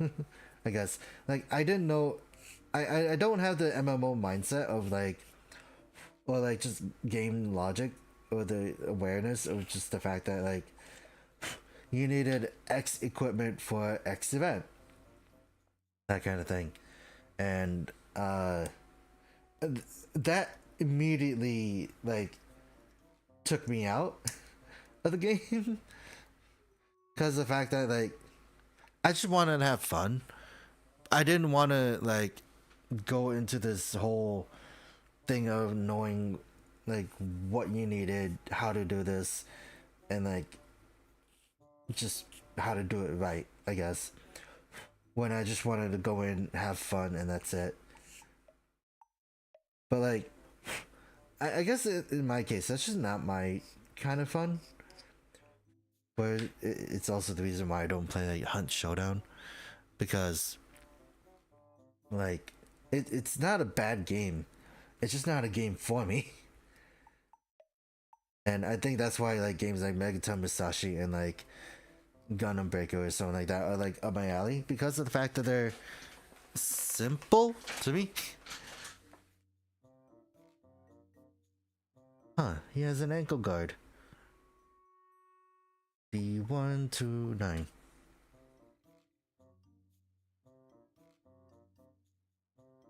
But yeah, like I don't know. Like I don't think I finished a lot of Soul games, because like I finished Elden Ring because of the fact that I finished. Well, I started out with what was that, Prisoner? Was it called the Prisoner? The class you started out with that just has like magic, like a magic like dart, and then you just keep throwing that at someone. And then I ended the game with a full faith build. It's just funny to me. But like I don't mind like games that require you to do like builds from the get-go. It's just the fact that I don't know, I just wasn't really much of a MMO player, because of the fact that I didn't really, one, I didn't have time, and two, it's just like I just like playing alone. So I still think about it where it's just like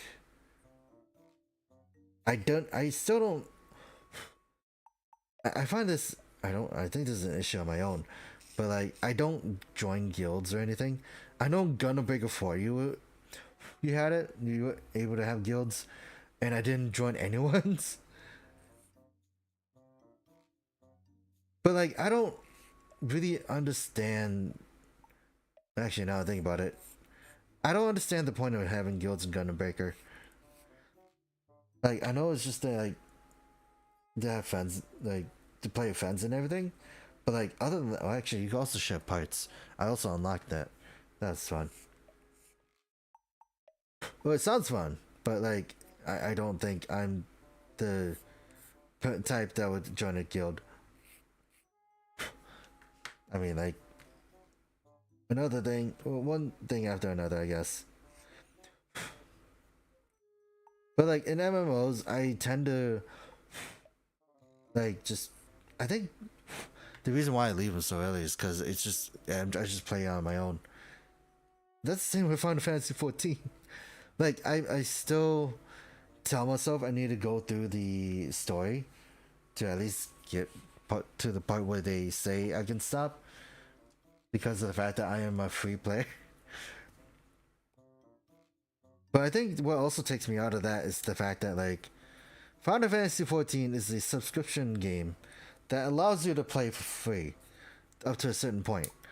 But there's like so much limitation.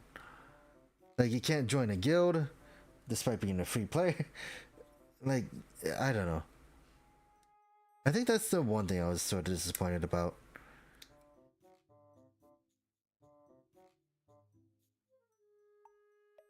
Okay, so 2 is the bottom.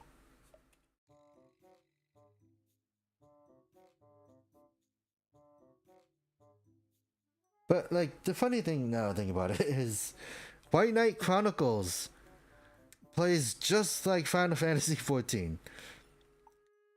So it's, I guess I found my type of game. Like I found my equivalent to Final Fantasy 14. Just I haven't touched it in a hot minute, so I might have to go back into it. Now I have to cut these out.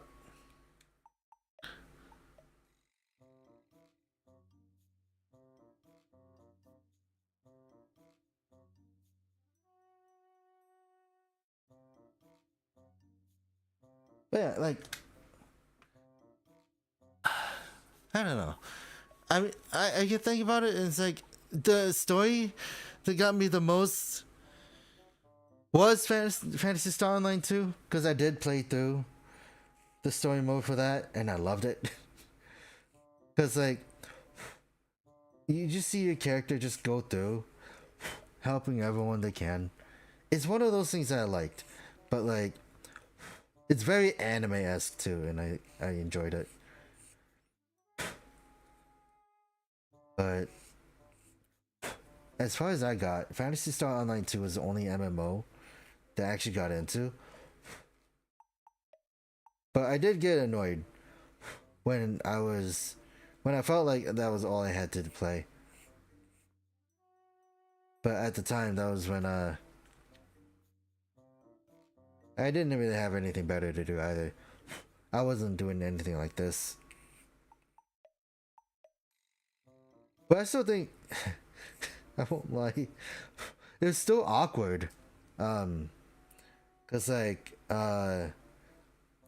so my older brother used to be in this same spot that I'm in right now. In the other room where before he moved out, he just kind of sat behind me every time I streamed. So I was like slightly more hesitant to talk. And it was just like one of those awkward moments where I'm like, I kind of wish you would leave. So that way I don't have to feel like I'm holding myself back. Because I don't want to do that. But like, it was definitely, to me, a very funny yet awkward situation. But it's like, I kind of look at it and it's like, I kind of tell him, I kind of told him that I'm gonna be streaming, and then he's like, "Oh, it's fine. I'll be quiet." It's like, no, I need you to leave. So, I don't know. I don't know if anyone else has done that before, but like that's also the reason why like I feel a little more comfortable now because of the fact that I have this entire room to myself now, and now it's not like me just trying to like just hold back or something. But yeah, it's definitely a weird thing. I think it's weird because like we weren't close either. Not that close. But I guess it's just more me. Because, I don't know, it's just me. Okay. Then. His ankles are also weird. Now look at it. But I like it. It's just the way it's designed. I like the overall shape of it.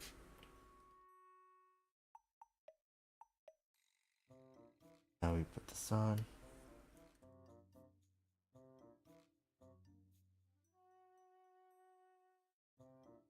Son. These are some pretty thick legs. So the main body is done, at least. So then he could crunch pretty far too. How far can you look up?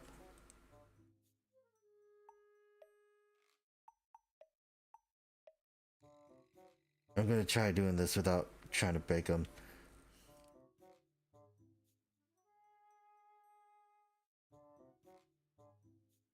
He could do this. But yeah, it's pretty. He's pretty tall actually. I think he feels tall.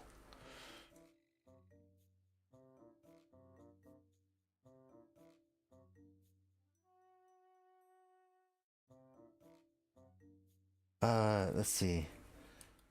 Who else do I have right next to me? Actually, I got you out for this reason. He's like a whole head taller than a Spinazio Knight, if I had to put it like that.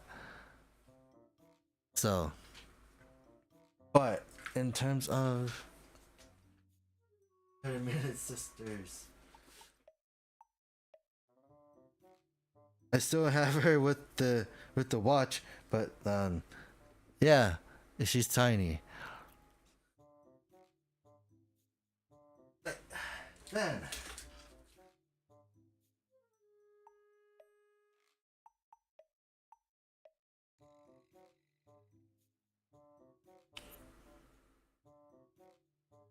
let's see.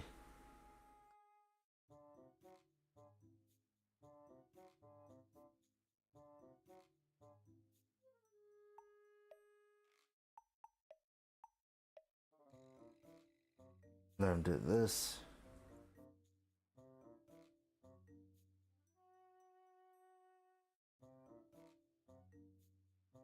And just mess around with the posing until then.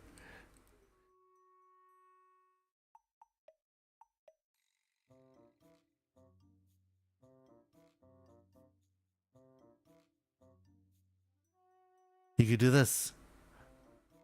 Oh, it's not as exactly as posable.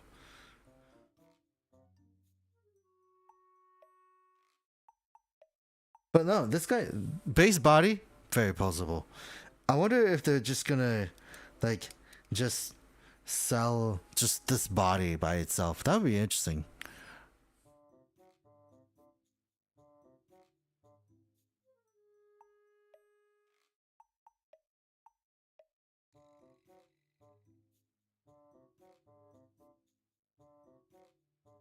But yeah, like, it's not as, it's still strange, but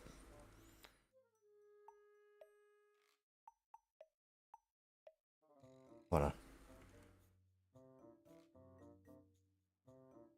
Now I gotta figure out the appropriate hands to use for these. Can he hold weapons for the 30-minute mission stuff? Spinatio, give me a shield. It's compatible.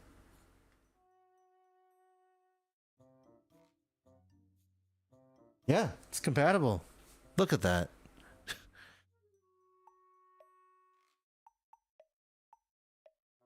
Oh god. And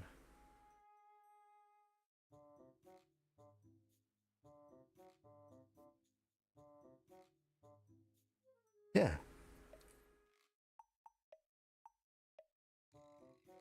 Okay, yeah. That works. This actually looks a lot more proportionate to him too.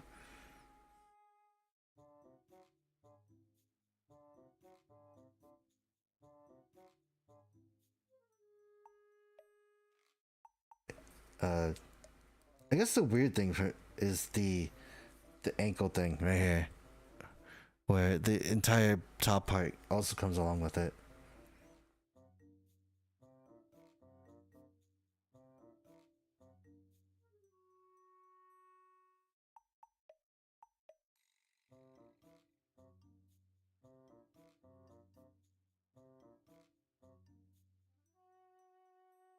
Yeah, actually, this sword looks a lot more proportionate to him. I kind of like that.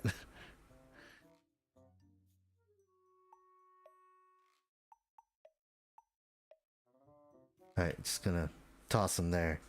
Because, there's more parts we need to do. Is there? Yes.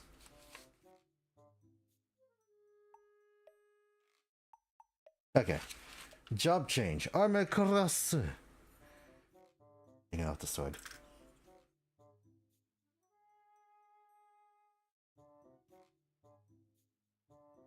Okay, so it's saying take them apart.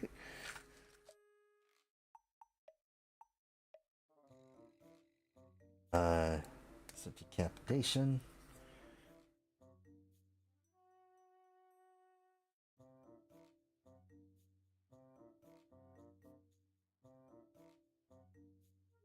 I thought this is just more of a thing you could just slap onto them instead of just taking them apart. Also gotta take this part off.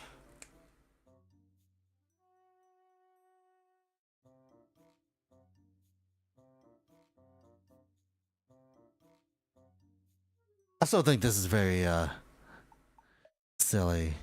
Hold on. The fact that they went through the effort just designing the mouth. Can you focus? Yeah, like they gave him a mouth, and it's very silly. But it's like the bright side is that it's covered. It gets covered later. So the shoulder piece comes off. So you are going to be left with the extra bits, which I think is fine, actually, now that I think about it. We're doing the head first.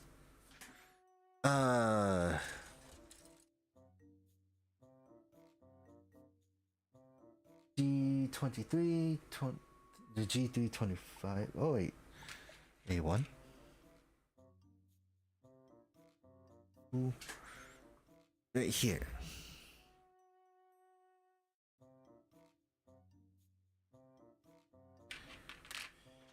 Right, then. Cutting these out.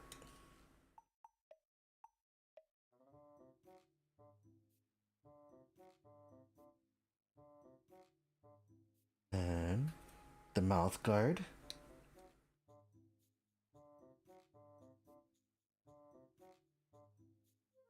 Oh, there that goes. Well, there goes that. I do like that. Like they have like they detailed this to the point where it has like little fringes. If someone panel lined this, it would still look cool. But I think the downside to this one as well is that 30-minute fantasy is a little more expensive than the normal 30-minute missions kits, I think. Okay. Now let's go sand some parts down. With the no marks at least.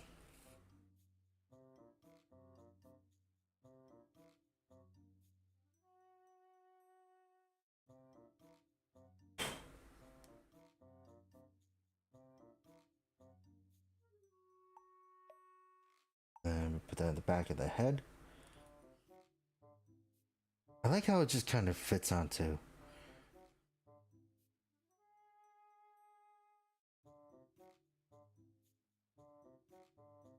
And actually, now that I think about it, the real grade Akatsuki is gonna be a very tough thing to do. Because I would like to stream that, but at the same time, it's so reflective. As part of the lore, what I remember. And stuff that in his mouth. Yeah, that's actually kind of cool. Like, when you look at it like that, it's like he has ears.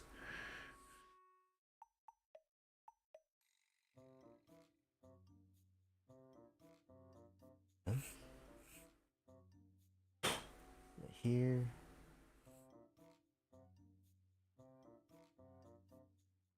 And then the corners down.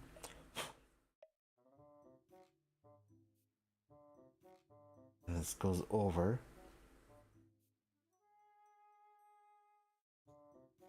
And then we got the head. Not my favorite, but it's still one regardless. It's kind of one of the cool ones. Like the vents and everything is still there. Maybe they added 2 more on the outside. It would be better. I mean, I could do that. Maybe.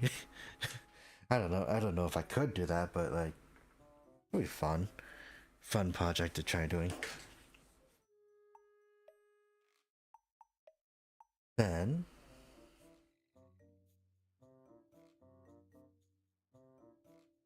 got this.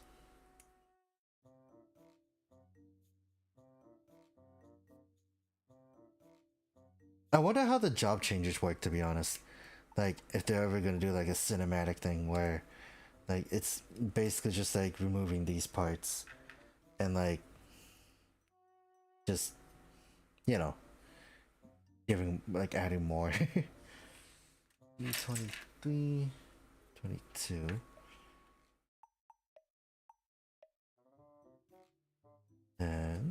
we got a bit of the chess piece.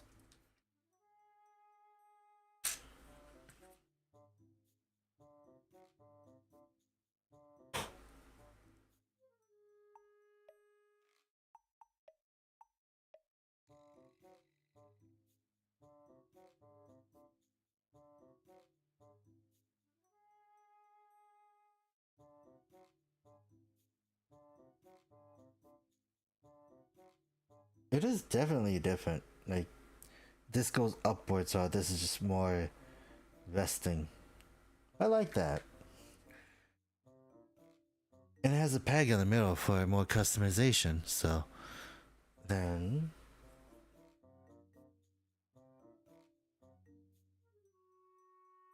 G320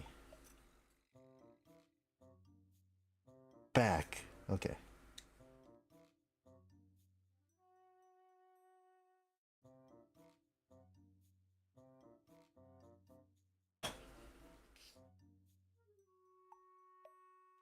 And there.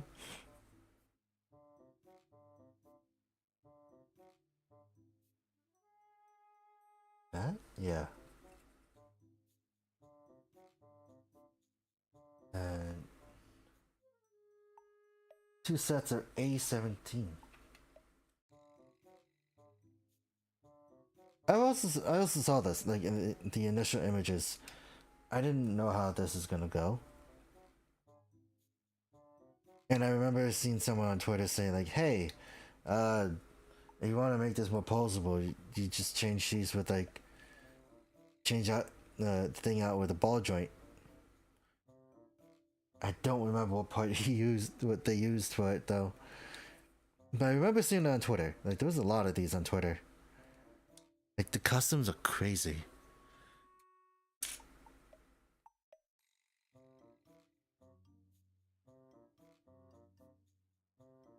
I don't necessarily need to file these down. But I say. But then there goes that consistency I've been having.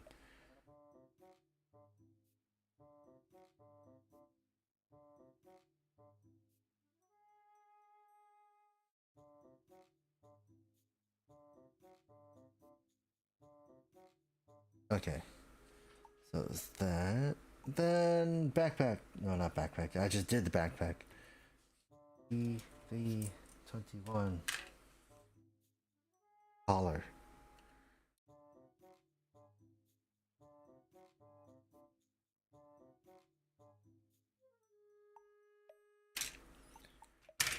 Then one. We can file it down.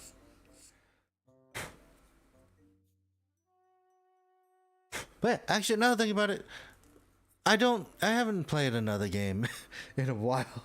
Other than like games I've been playing with my family, which is just Lethal Company, Content Warning, and now Left 4 Dead again. I haven't really done much. Okay, it connects right here and tabs into the front like that. I like that, the high collar thing. That's kind of cool. Like, just it gives it a different look. Like a more proper armored look, but it has the loop to where it doesn't like interject. That's good. That's interesting design.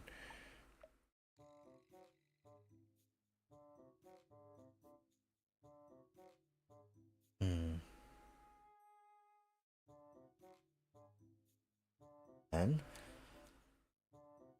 more sets of A17.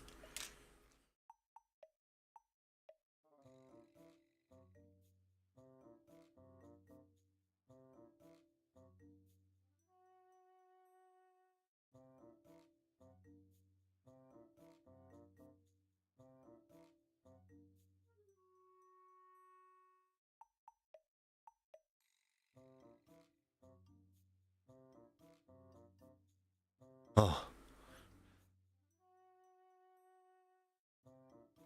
I didn't realize 2 hours already passed.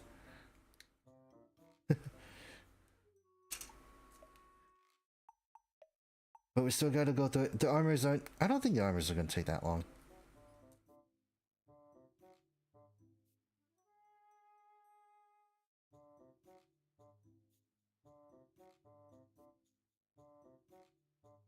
Okay.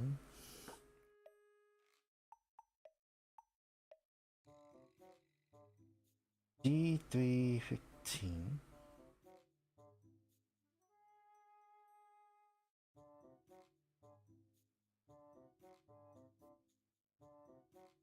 Then the crotch plate.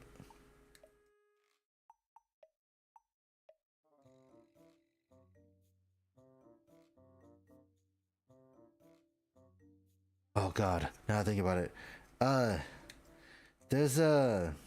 I've been reading some manga recently. A lot of them have been weird.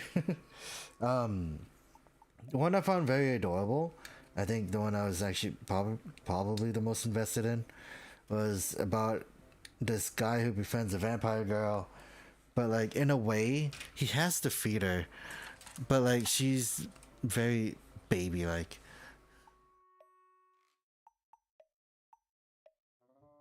Yeah, I remember you telling me about that. um I know, I think I had that on my on my wish list. I'll get it eventually. I don't know how my family feels about it though, because I don't know how they feel about like deep sea things. But I know we were looking for a new game because I think Lethal started crashing on us again recently, so that's unfortunate. Oh god, it's supposed to be this way. There.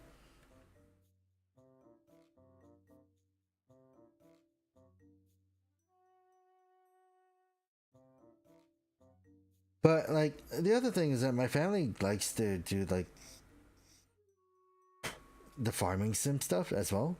So like that's why they managed to basically beat not beat, but like they just finished Stardew Valley. So that was a thing.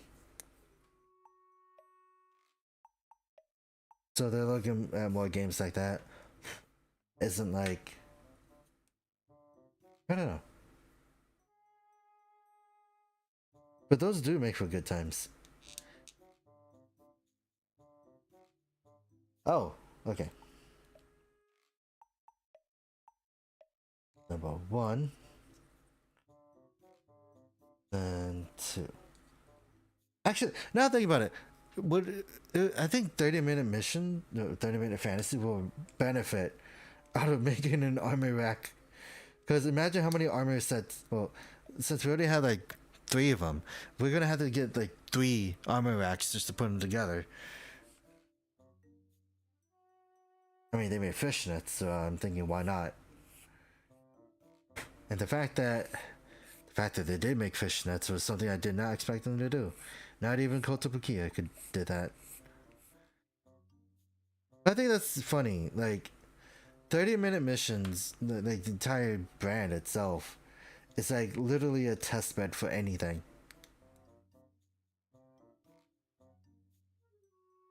And I kind of enjoy that.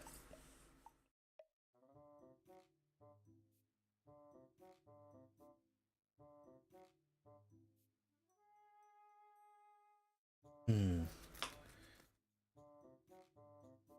But yeah, this is what it looks. This is what the body looks like. It's gray, white, and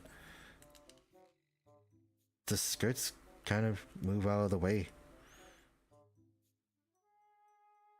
to a degree.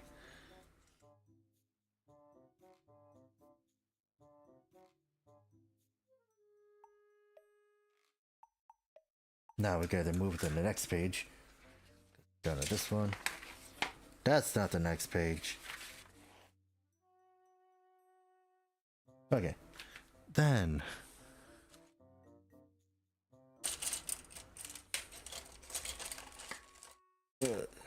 gotta get all this up.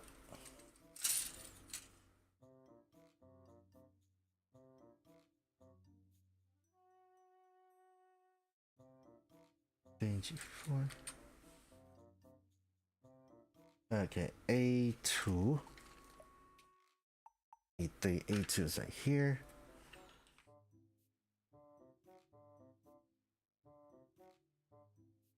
Then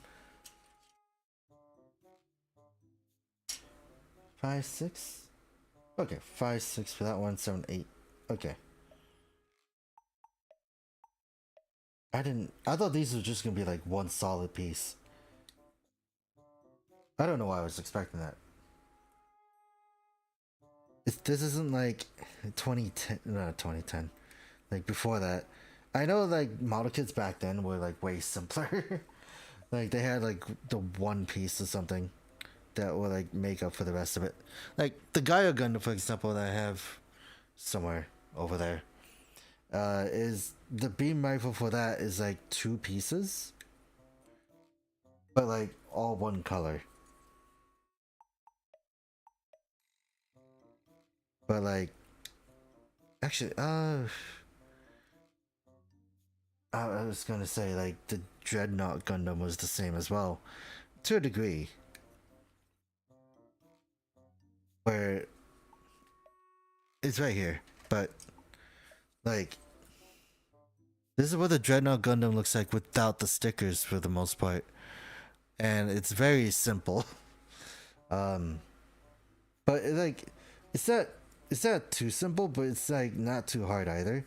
I actually like this Gundam just because of the way that it's just weird, and I like it. I don't know. The Giant X was very interesting because these are also just held together by polycaps and just kind of.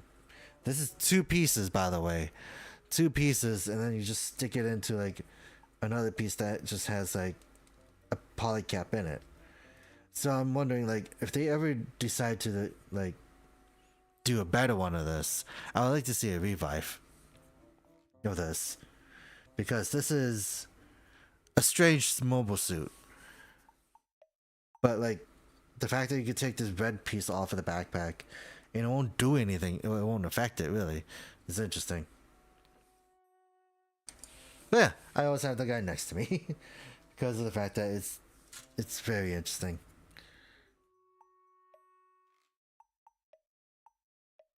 But I also have like a whole bunch of other kits I need to make, so maybe eventually down the line I can do that.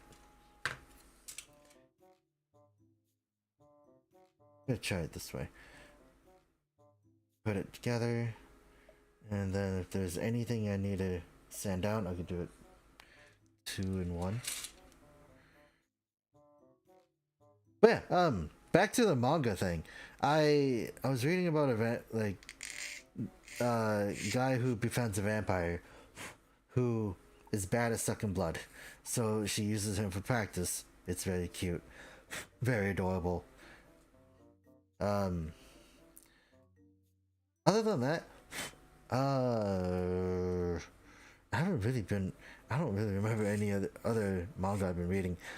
I'm currently trying to read one about a black knight who saves a slave.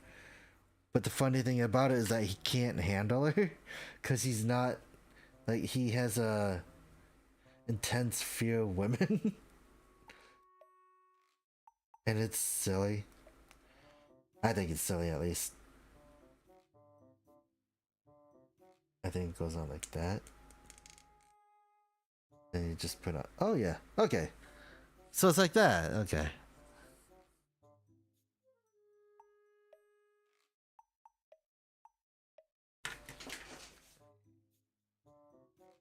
I wonder if they're gonna make like a dedicated. Well, people have already done it, but like, imagine like one of these just being like very ornate, very I was gonna say like very regal, like with wings and everything. But uh, they did release like a wing set,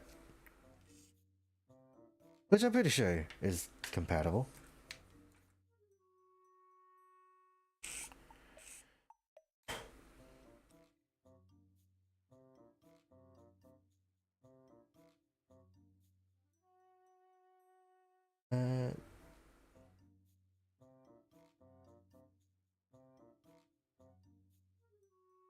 should be good.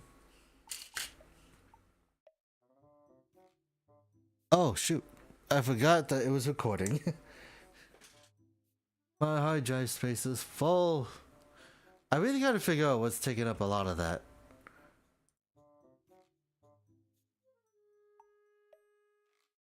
Delete that.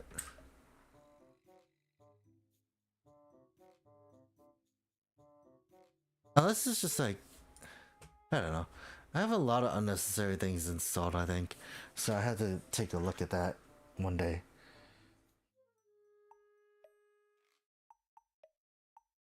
Right, got both armors done. But not both shoulder pads at least.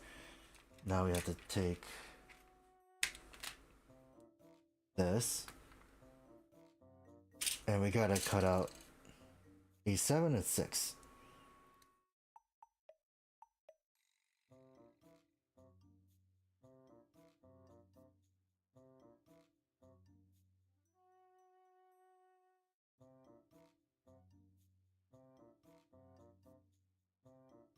I do like how when I look at these are compatible with 30-minute sisters. So I like the fact that they are advertising for that.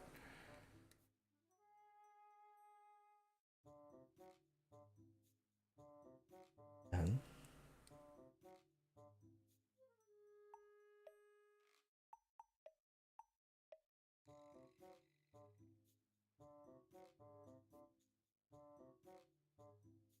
look at the inconsistency. I'm sending these down. Well, I didn't do that for the ones for the on the armor. These are quick. Well, the others are quick too. Just I don't know. If I'm gonna display it like this, then I might as well do it.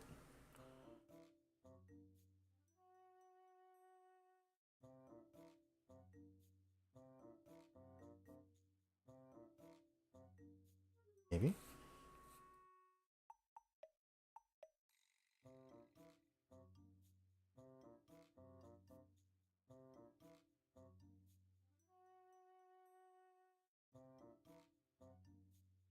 Oh, there we go. I don't think it was supposed to snap in like that, but yeah, no. Whatever works. Now we gotta do it for the other one.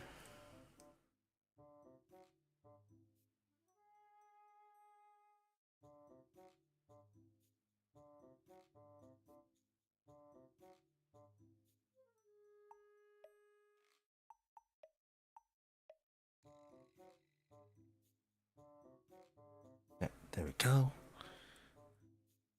I should get an external.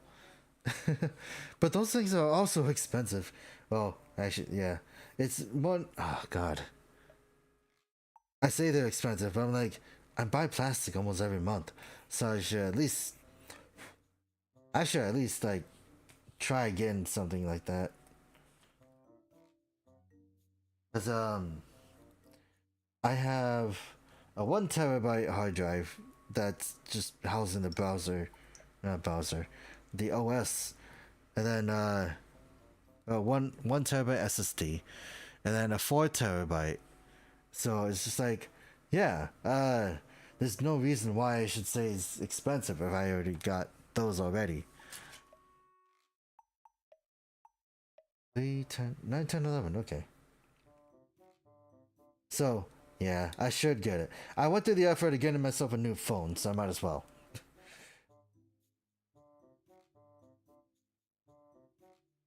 Because hard drive space has always been an issue.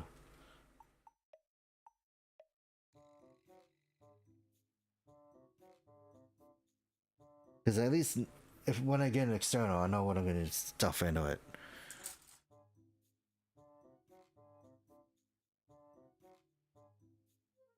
Then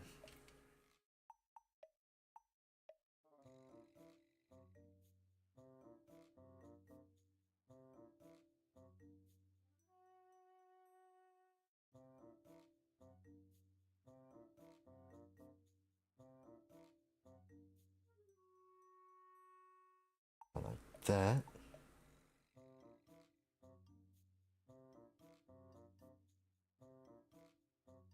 And a big armor piece.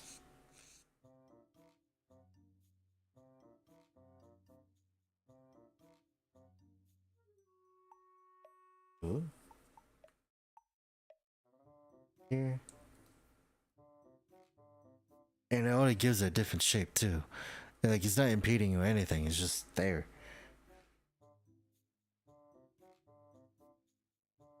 And this one.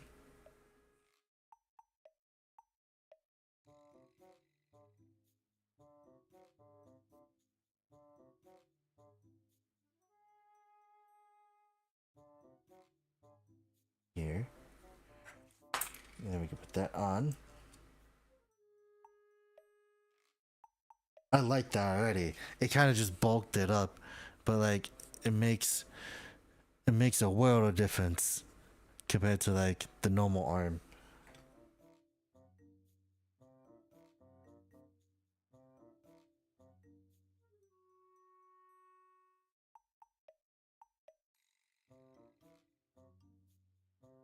One, two, and three.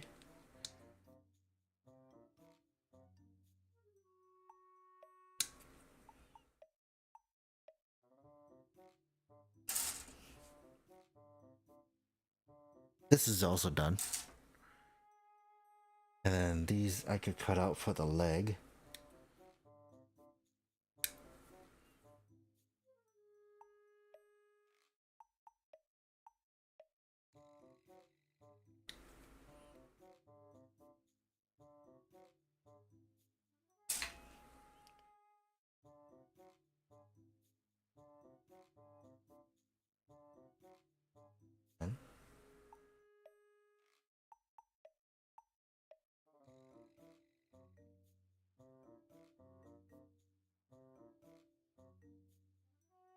Here.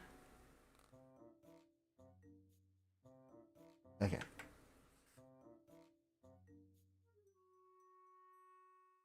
And then next one. Oh yeah. Also, I think recently, I think as of yesterday, my favorite thing that's been popping up was a image of Kanade doing one of a pose for because of the 3D live, and like the fact that everyone's memeing it, like her like holding on to the two swords that Kirito uses, or like Yu-Gi-Oh cards, just anything. We're getting ready to like throw a ball in baseball. It's just like really funny, and I love how she's just all into it too. This overall shape I like. It's actually very impressive action.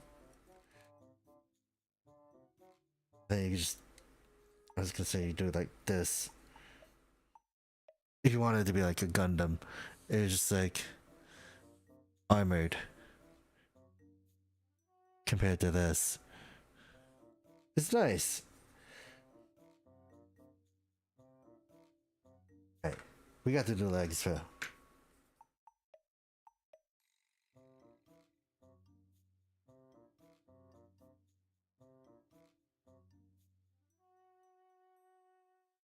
Right.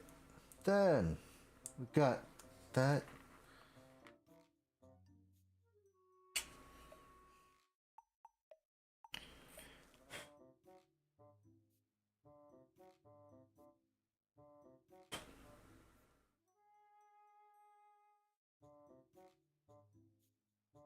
And that goes up front.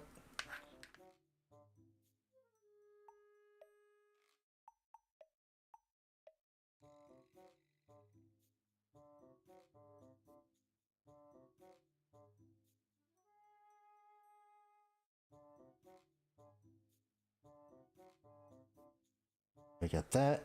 So that's pacing, facing forward. And 19, 17, 18, 19.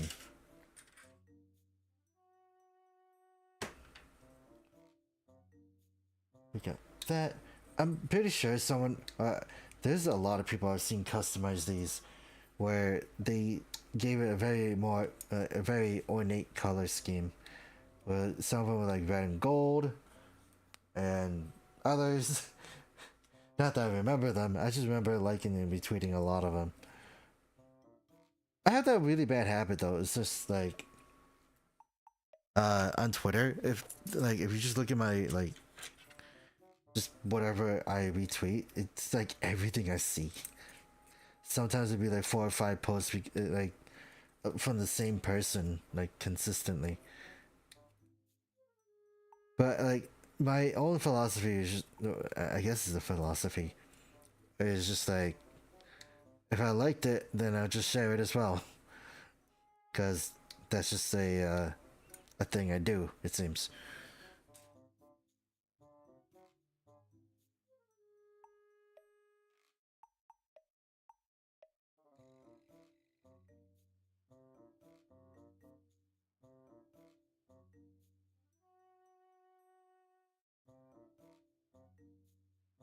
And this goes down. This? The other way. The armor should be going downwards. That. Okay. Turning this side down.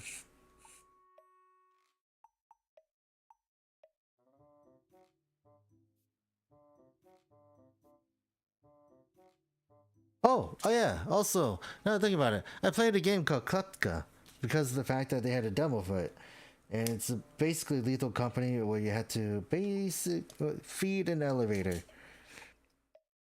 before it eats you. And I played it with my siblings. It's an okay. I like the experience. I like the fact that you're able to punch things. The one thing I wasn't a big fan of, unfortunately, was the whole aspect of once you die, you have to wait for someone to buy you.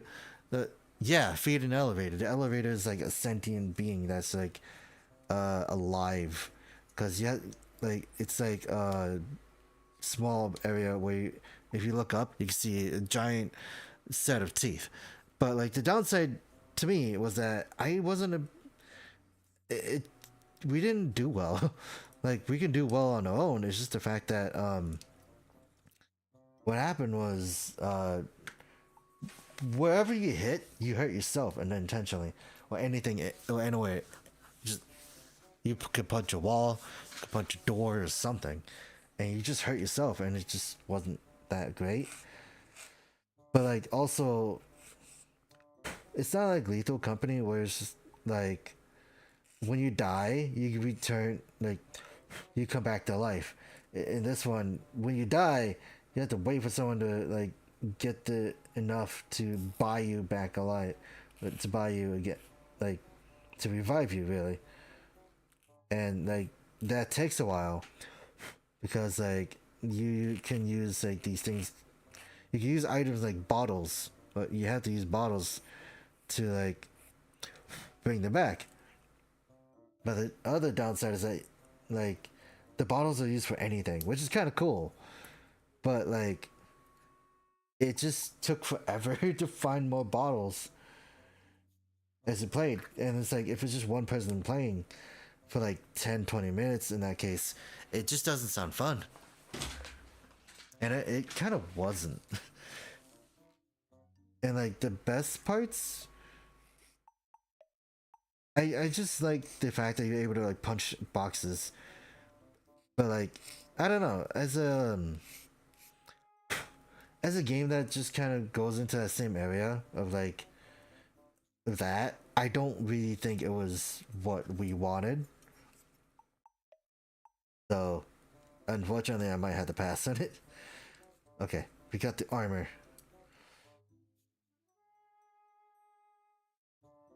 And now we can put the head on. Oh god. This is pretty good actually. I like it. Look at that. He's all armored up and everything. And then you could just bring the leg forward. And that accordion effect kind of where the armor just kind of it looks neat, but then like you just bend it and it just kind of goes with it. Or like just this. which is impossible. Not really impossible, but it doesn't really get in the way. Same as the armor, like for the arm. I think the shoulder armor makes it more difficult because you're gonna go out this far. Unless you like push it all the way back, and then you could get this thing again. But we're gonna have to see how that works. Oh, it goes up. But like that's kind of the issue I found, where it's like now it's like since it's connected to the back, it looks very off when you do it like this. But that's just me. But I think it's also because I felt like it dealt with something like that before.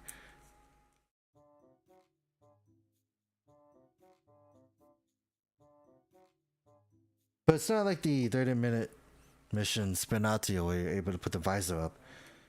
But anyways, before we're done with that, we do have to make the weapons.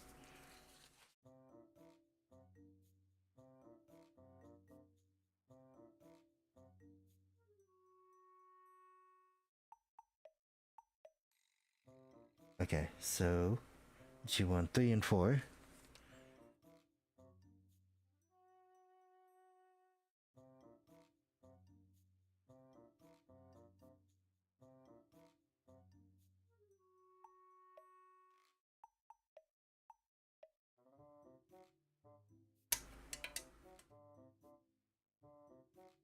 Then 2 pieces for the shield? Yeah. And then after that, we gotta put in multiple connector points.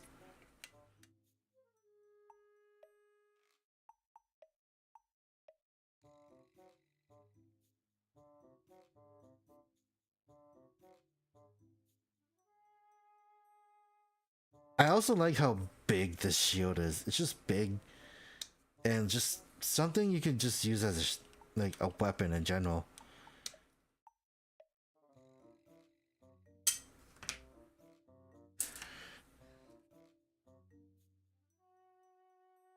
That part down.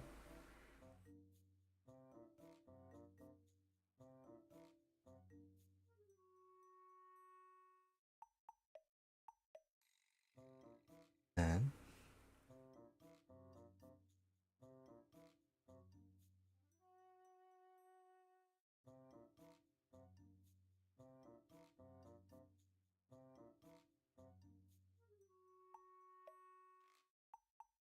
then this together, we got the sword. The only concern that I had was the fact that it is a round peg, so it's not gonna stick into the handle very well. Like it's still kind of spinning, but it's not as bad. But it's like, you know, a really nice broadsword. And now we gotta set the shield up.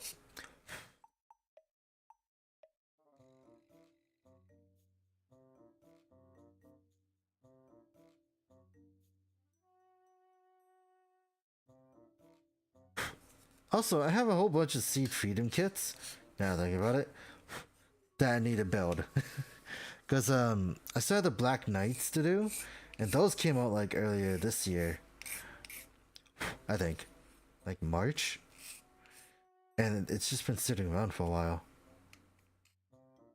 And then I got the Jelgug Menace, I got the Gian Strom, and then now I got the Mighty Strike Freedom. And now it's just like, man, what am I doing? And I wasn't even that big of a fan of Seed.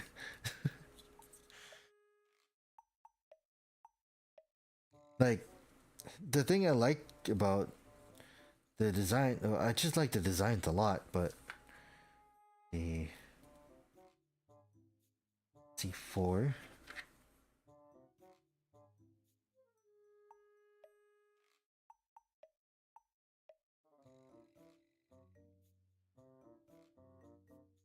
And C3. Okay, I see the difference. One's a handle and the other one isn't. Why is it ball jointed though? But not ball joint. Why is it round?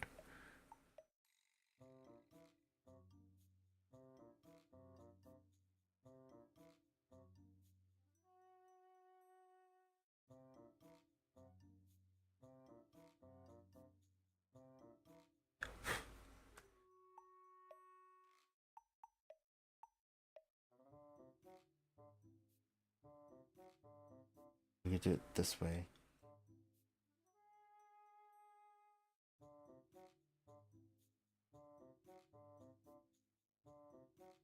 I think the moment I tried twisting it, it actually did knock the hand out. Joint of it, at least.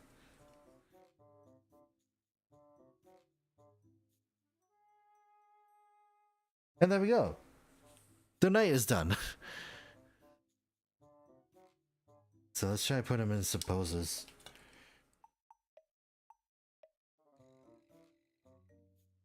I know you can have this part.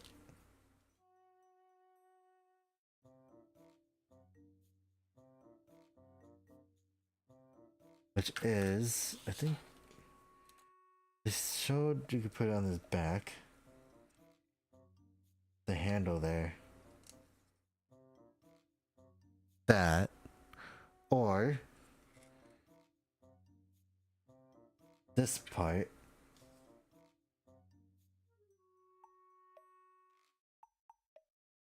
Which is meant for attaching the sword onto the hip.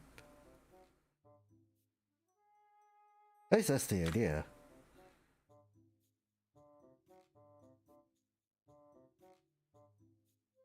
So you just attach the sword to the hip like that.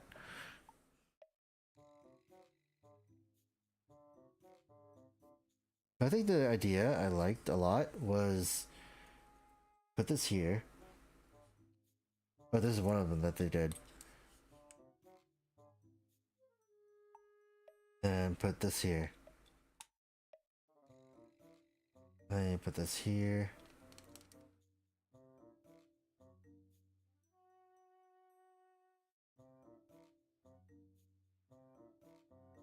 Which makes it very compact. So yeah, you could store the weapons on them.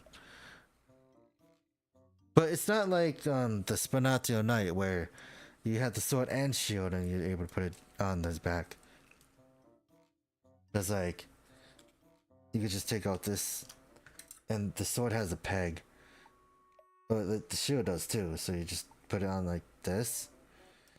And then you just kind of just slap it on his back like this.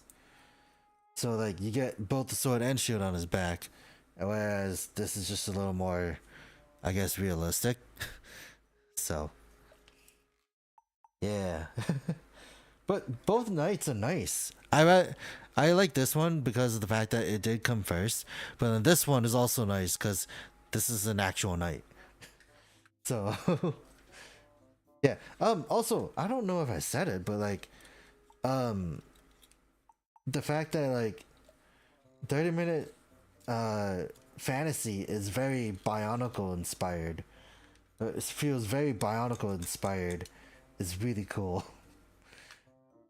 And then we could use this. And which peg?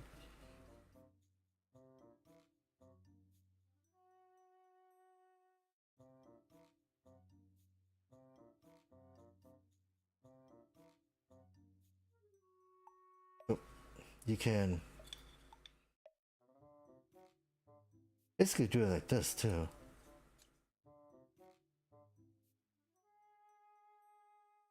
I wonder if it would make a difference if I put them both on.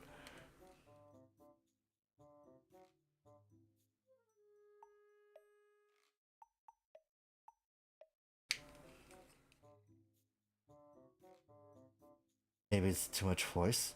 Yeah, feels like too much force. But you could put it on the underside of the arm like this too.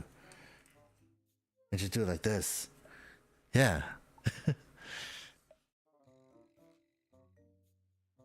Now, if only it was like a simple buckler, then it would have been or like a smaller shield, it would make way more sense to me.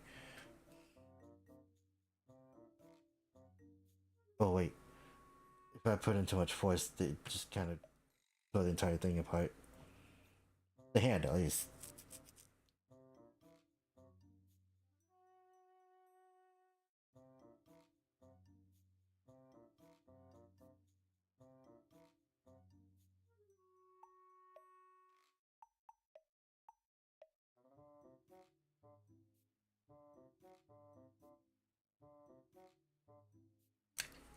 Right.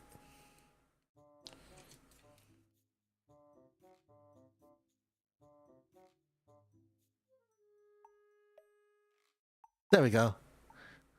Proper pose. Right. Now we got that done. This entire set is done.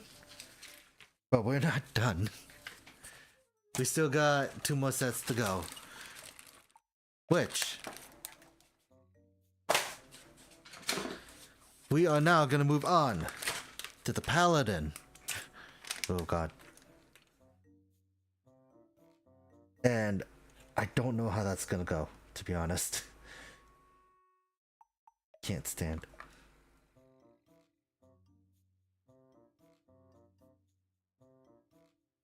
He's not staying.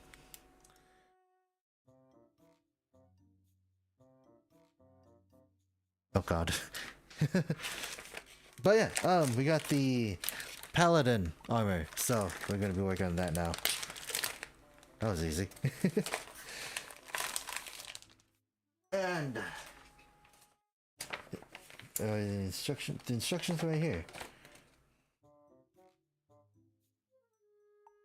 Now, as you can see, it is now gray with a bit of, is this bronze?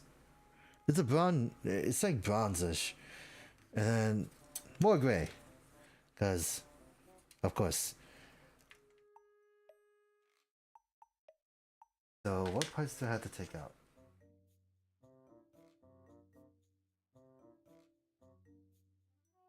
Granite sold separately. I do have to take him apart now.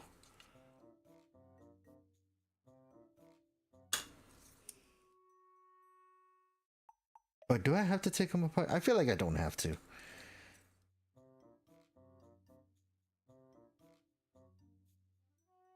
I just know that the one thing I do have to take off is... What? Some part at least. I can't even take this off. Hold on. I guess it was better that we did it like that. Come off. Hey Megadong! You just missed it. We basically finished the main one. But now we're moving on to the other 2 parts. And it is a lot more impressive than I thought. Size wise, he's a little taller than a high grade. And also he has a really dinky sword. So that's gonna change in a bit though. Cause where's the headpiece? Right here.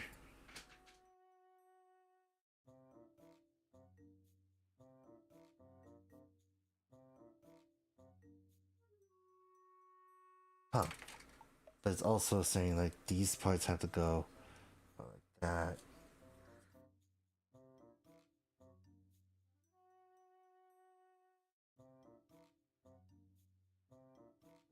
Did this change? OJ2A1.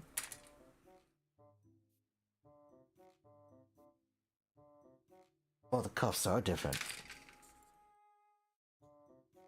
So, check that out.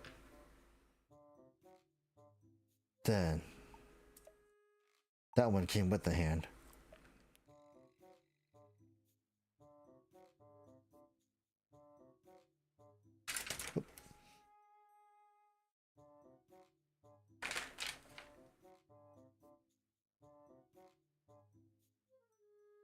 And these parts come off.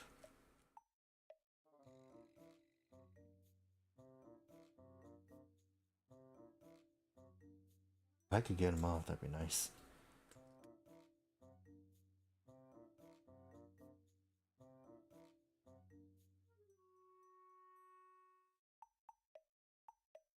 I guess the bright side is that at least you don't have to buy 3 different figures.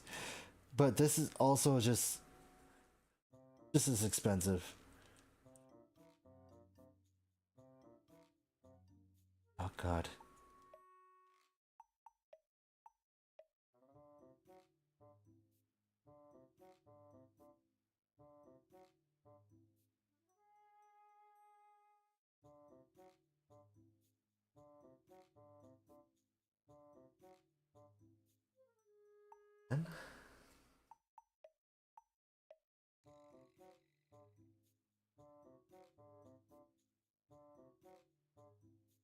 So this is basically what you need. Yeah. So this is all that you need to change it. So now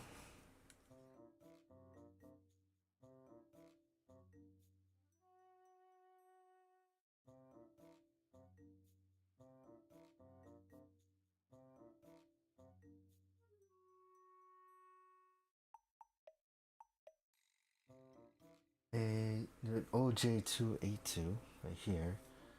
17.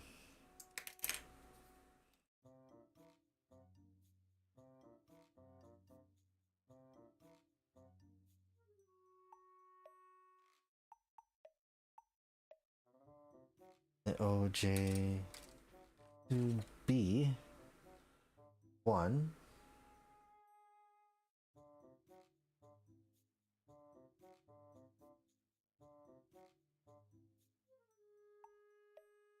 I could probably just cut all these out and just that way.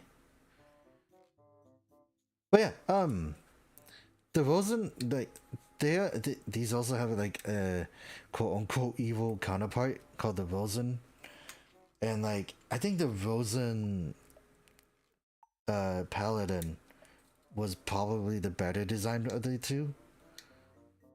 Of these two, but for the paladins at least. But like I like the Holy Knight as well. But a part of me is like I want to mix them both together. I might do that actually. See how that would be.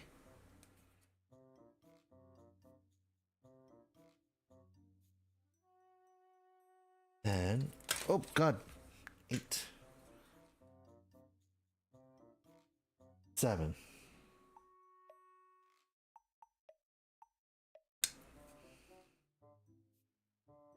And I'm gonna put these together, then sand them down together when I can.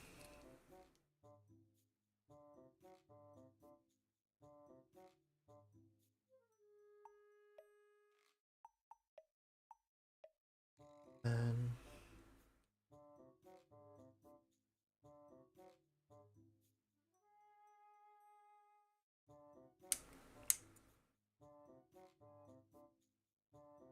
that, I think this goes onto the crotch. There's a lot that's showing that off. Oh, there is. 8 to 16.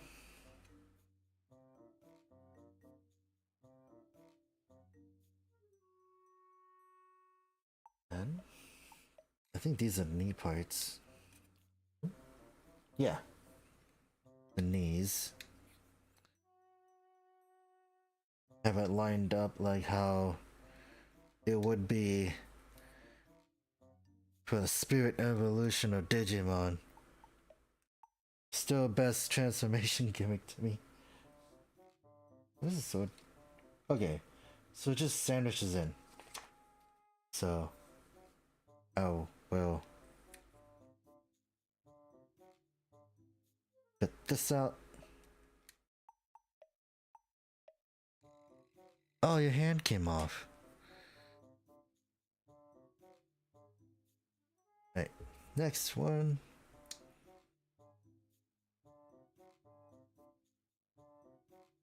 That is done.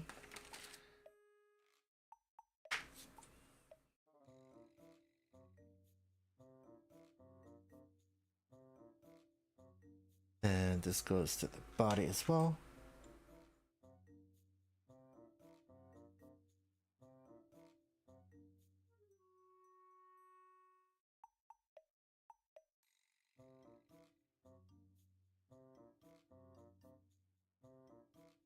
Oh, funny. Okay. And here's the butt.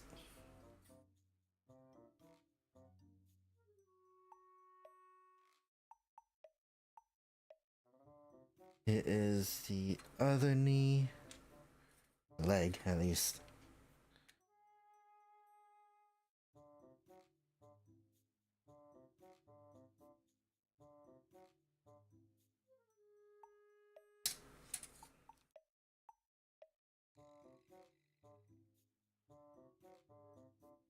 Together. Then going to this.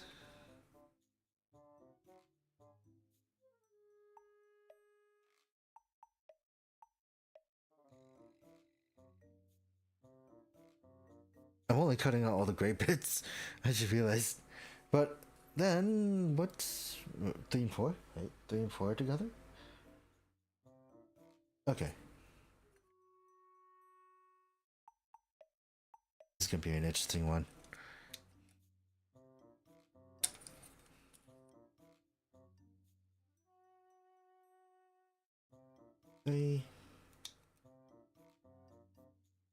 This part, for some reason, reminded me of those jackets in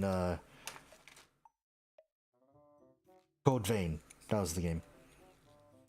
Because I used to go with one of those. Because I really like those jackets in Code Vein. I think it was a tail one. So there's that.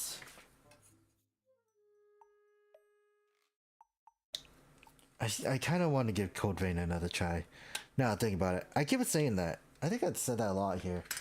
But like, I don't know. I never fully paid attention to Code Vein.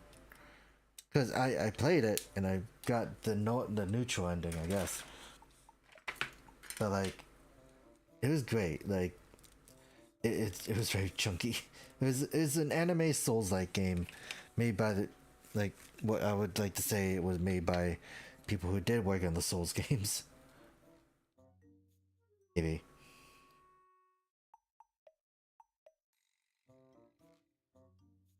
Right.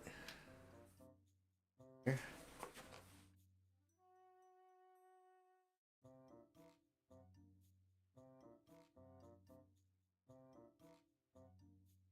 And the butt flap comes out because there's a whole nother one.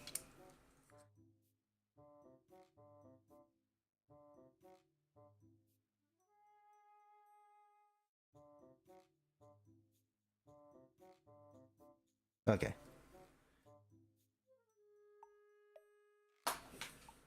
Actually, now look at the aesthetics. This is something I could probably do for myself. Maybe. One day down the line. But anyways. I do need to sand these parts down though.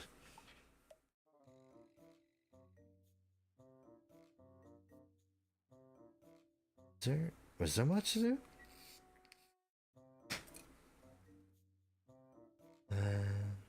Oh yeah. Here.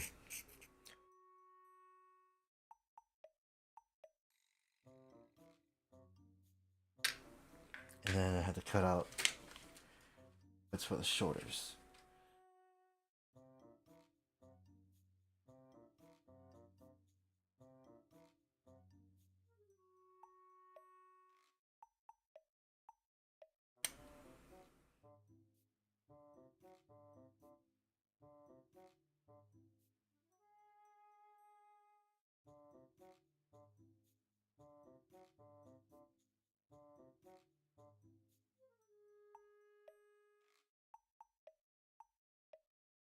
And another one.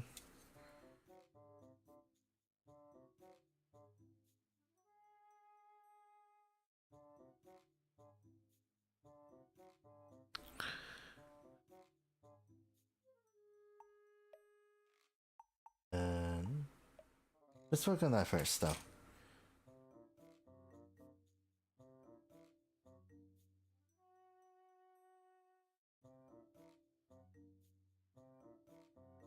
Oh yeah, another thing I just remembered. So they did a thing for Warframe, right? For the Tokyo Game Show, which I might watch. But like, I just thought it was interesting that they got Kenjiro Suda to voice in the trailer. Wait, is it like that? Okay. Oh, I see. Think.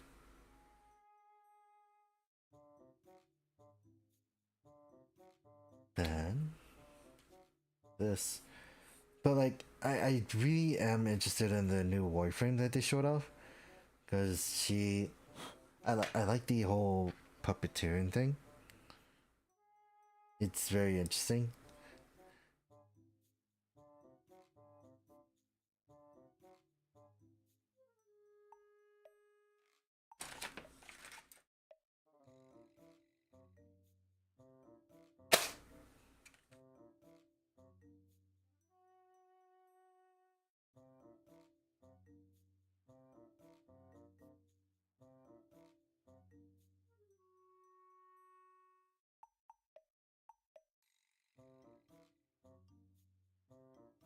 Okay, so it touches on like that.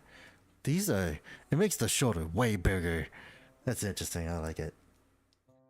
Although that's the only thing you're gonna be hearing from me. I like it because I like this. It's an on the bright side, it's a new experience, and also the fact that it's been a hot minute since I did a build stream, like a proper one. I would say a proper one, because a lot of it has been at that around that time. It was like what, June, July. I was just doing a lot of Gotchard solos, and I have them.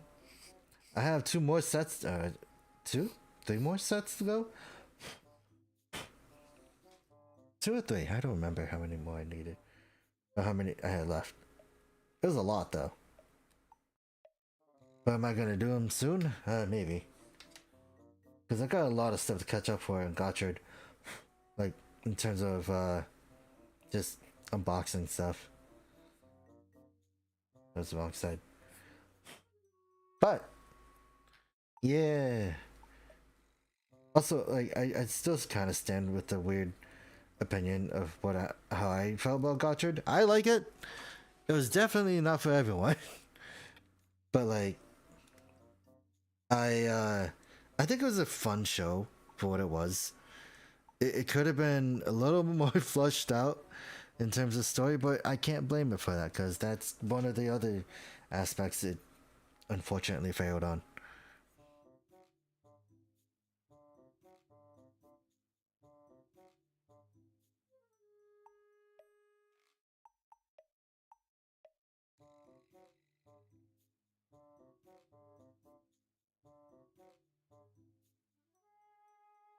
Okay, so that's that.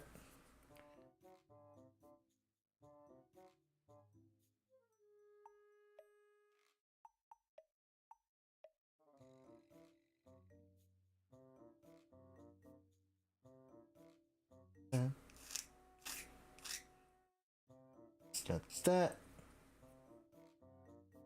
Oh god.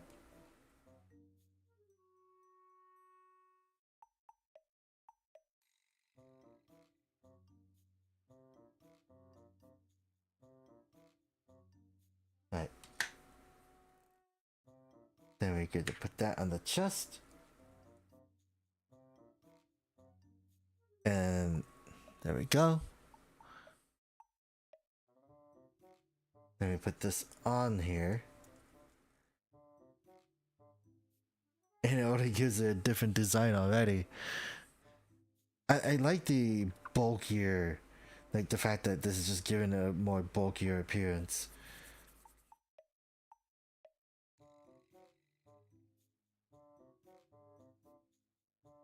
And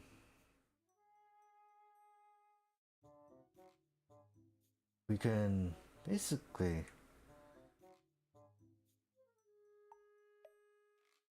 put in the fist. Oh wait, we gotta put this on the back before I forget.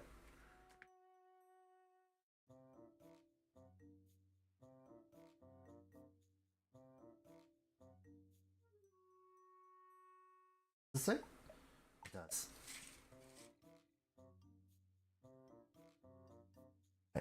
Then, actually, also like another thing. Uh, I'm not.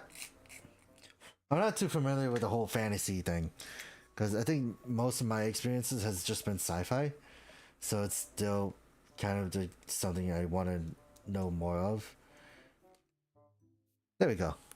I like how it doesn't leave it alone. It does make it a lot more wider when you cut it like that, though. It's kind of cool.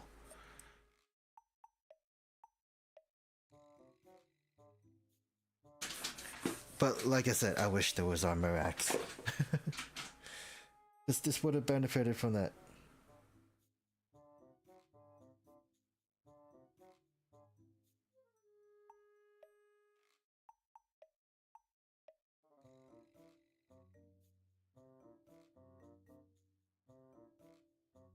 I just kind of cut the corner. It was just like, yeah, for those connector ports, I don't think I want to. That's pretty heinous for me, but I'm like, how long have I been at this? 3 hours. I get some leeway.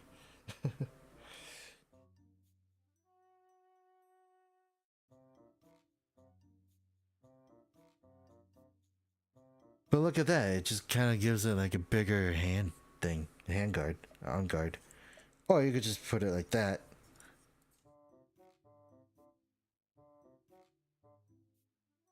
Oh.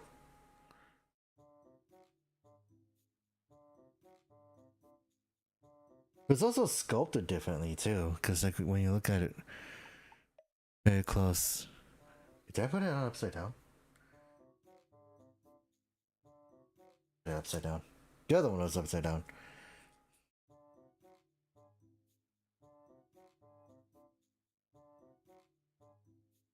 Oh, that actually makes sense. Like when you look at it from the forearm, like you see it all like line up and everything. Yeah, that's cool.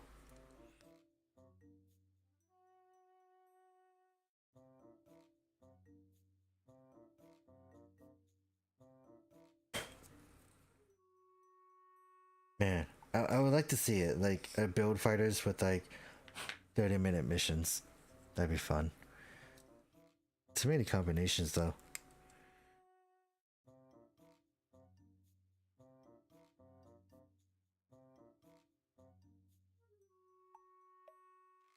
Yeah, aesthetic wise, it's already like impressive enough as it is. Pretty like he kind of just like towers.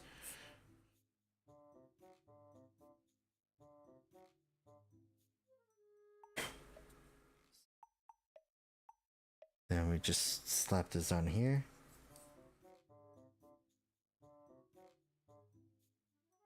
That. That.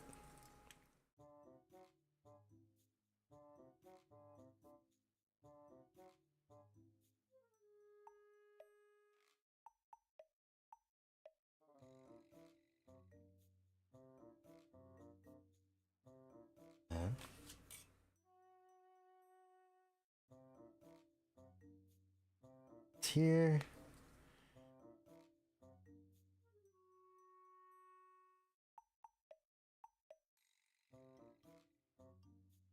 Was on the butt.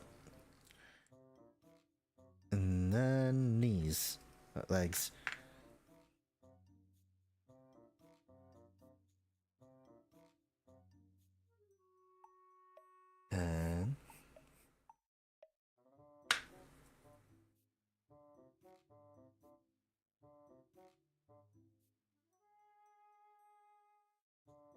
And then now it's actually like part of the armor. So I like how it kind of works down like that.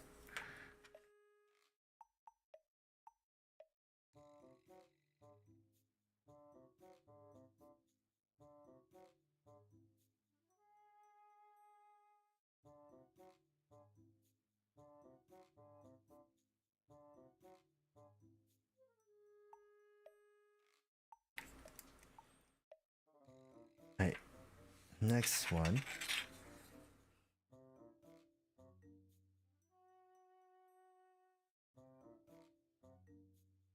And this is gonna be a weird thing for me to do.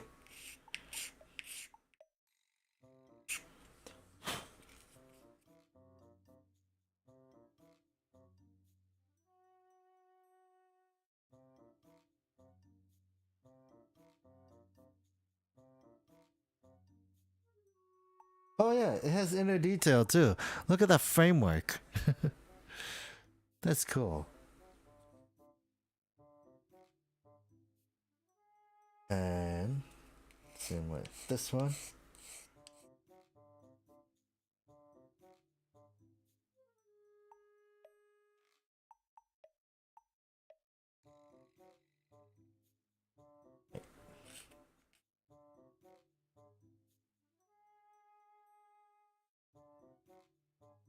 A code that isn't as annoying as wizards.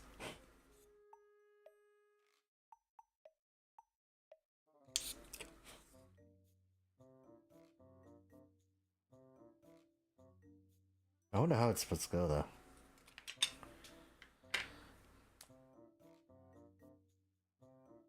Then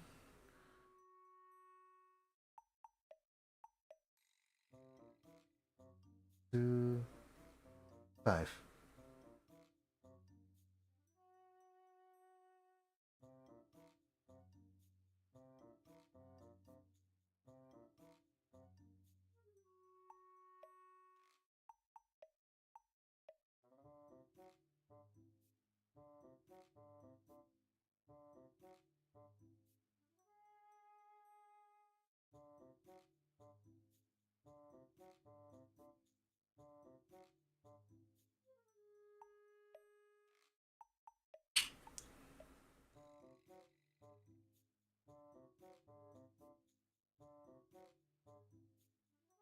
Goes on like that. Okay.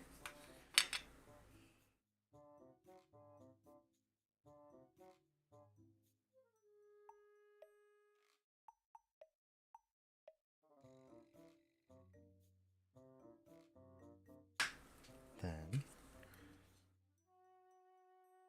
over like this.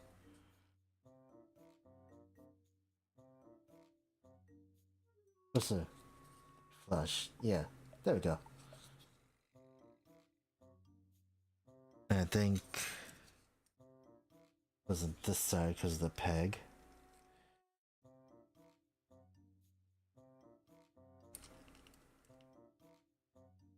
There we go. Look at that. Hello. Right.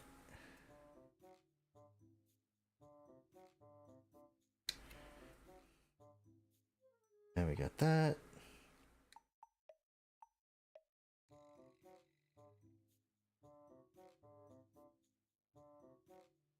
Last one.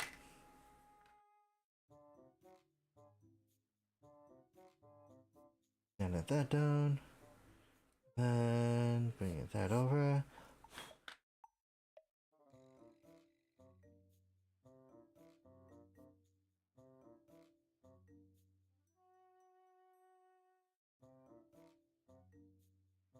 Right. Then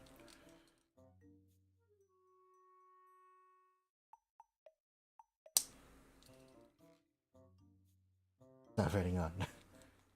Why? Oh, it's because I didn't put it in right. Lovely.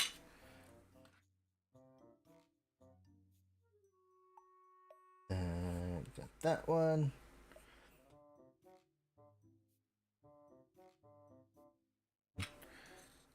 And we can put this in here. Right up.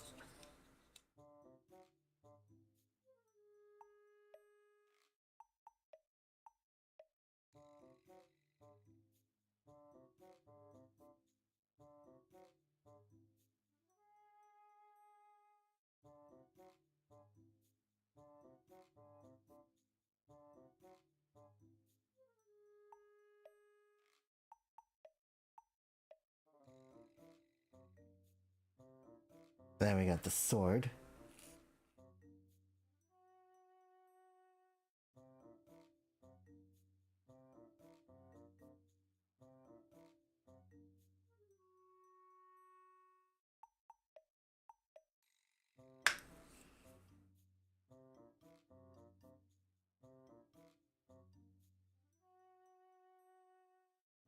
Huh. Stays in pretty well, actually. Even with just half of it.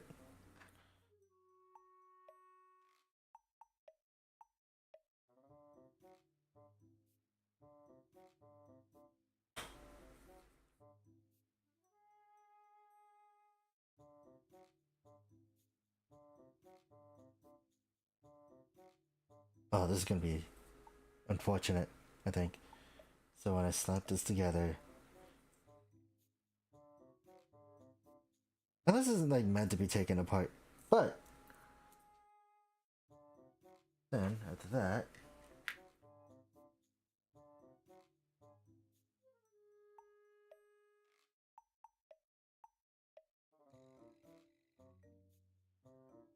Put this on his butt. To fill that out. And...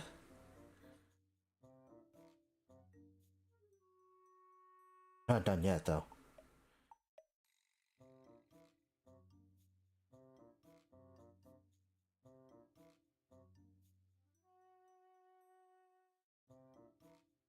Gotta do his face. I forgot about that. It's like, oh, we're done. It's like, no. We forgot the finishing touches.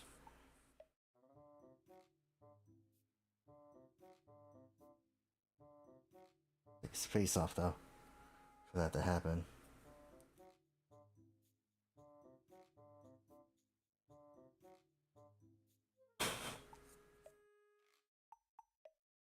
It goes up a little higher than I thought. So it gives him like the beard thing, but it's still enough to like show the eyes. That's kind of cool.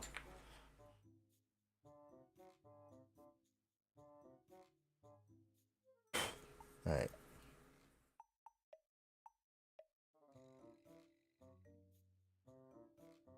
Is that it? Seems like it. And then there we go.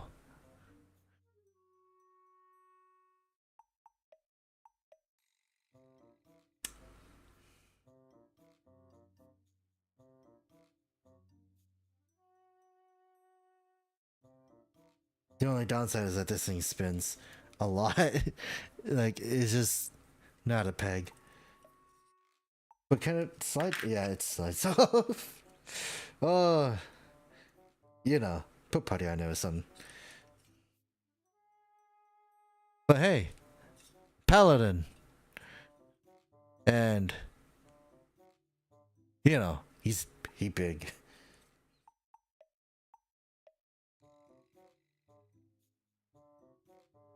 So, that's cool. I was gonna say, like, I don't know, I was trying to figure out what to say next. I don't know why I was thinking that, but I'm like, what should I say next? What should I do next?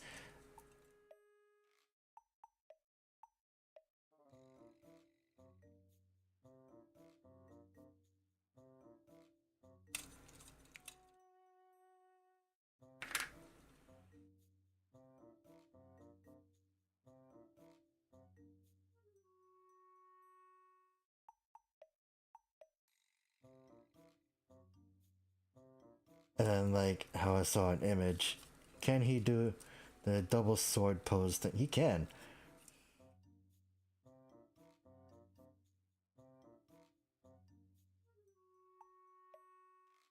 Oh.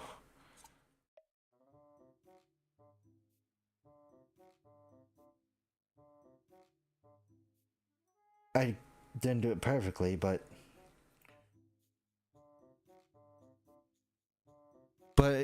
I didn't do it perfectly, but it can happen. I know. Oh god, now we have to take all this apart.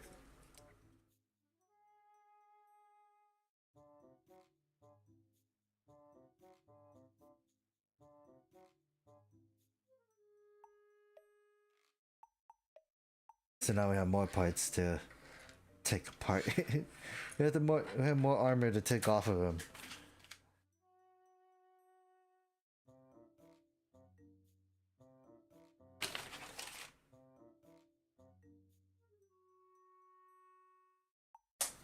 Oh god, what fell? Anyways, last one. It really is good.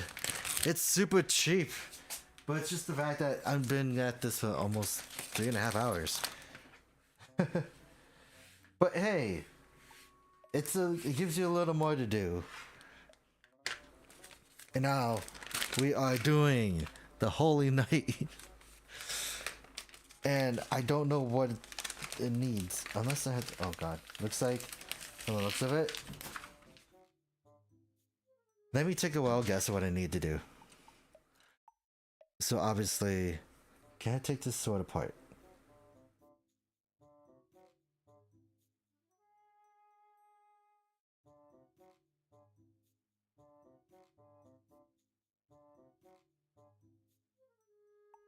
Okay. Because nothing pegs in. It's just...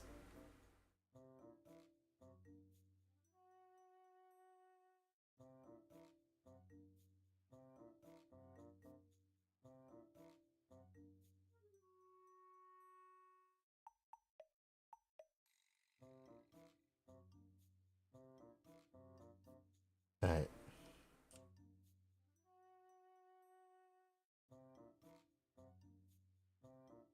Okay. It just locks in by various tabs, but not as bad as I thought.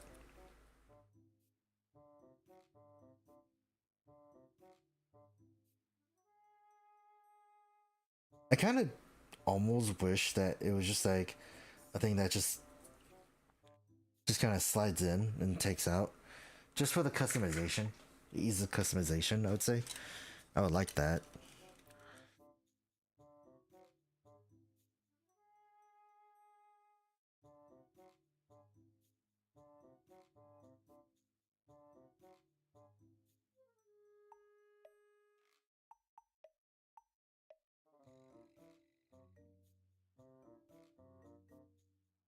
Right, and now I'm totally gonna guesstimate of what I need in terms of just overall what I already have.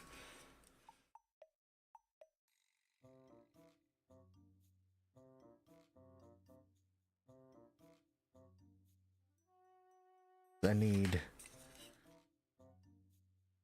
the original. Ooh, that wasn't supposed to happen. This thing came off.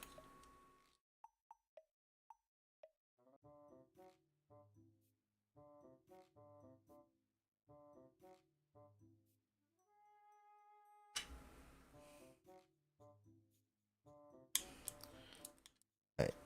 Then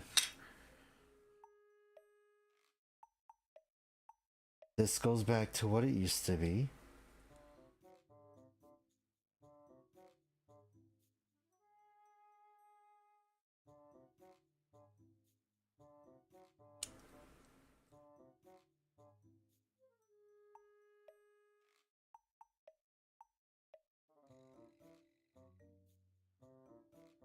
And this part over here.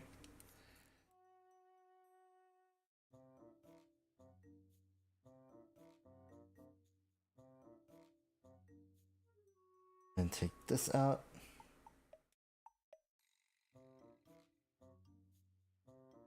I do like how easily these can come off. Like, it's not too much of an issue. And it doesn't feel like it's gonna break anytime soon.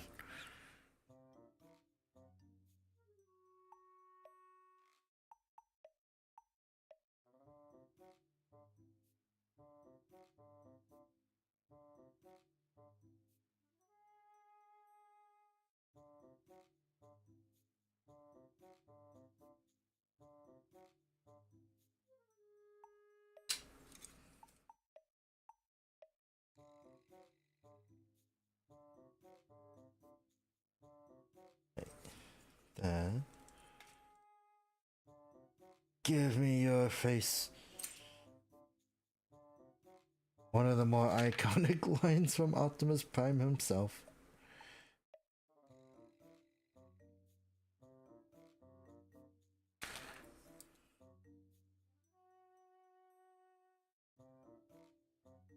Okay, so strip them down to the bare bones of what I feel like I need.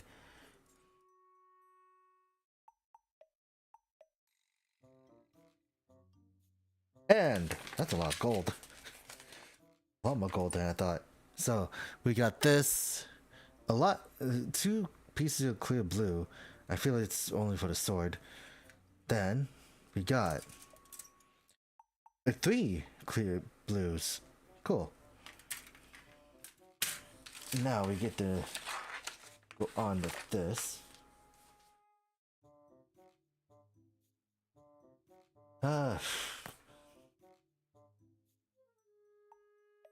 Okay. OJ1, A1, 11, 12, and 17.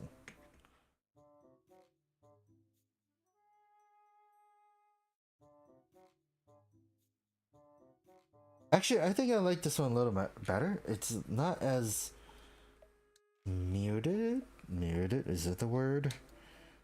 It doesn't feel as empty.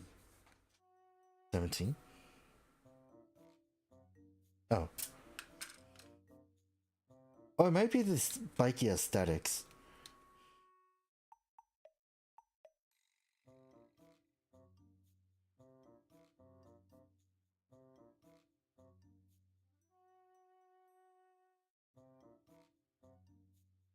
I wonder how these mark, because these are like plastic injected. And I know there's some people that really hate this. Like, if you see from this, like, people hate it because it doesn't look like actual gold. Or like it's just cheap. I don't know. I don't mind it personally. Like, if anything, I have gold frame Amatsamina right next to me. And I didn't mind that. It's just the fact that people have preferences. And I get it. It's just the fact that they just don't... I don't know. I would never understand it. But I don't hold it against them.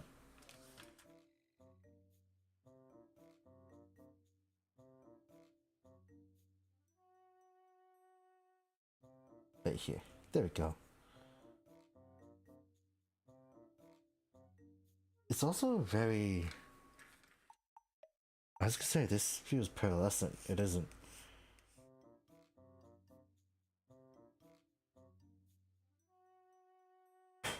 But it does feel different.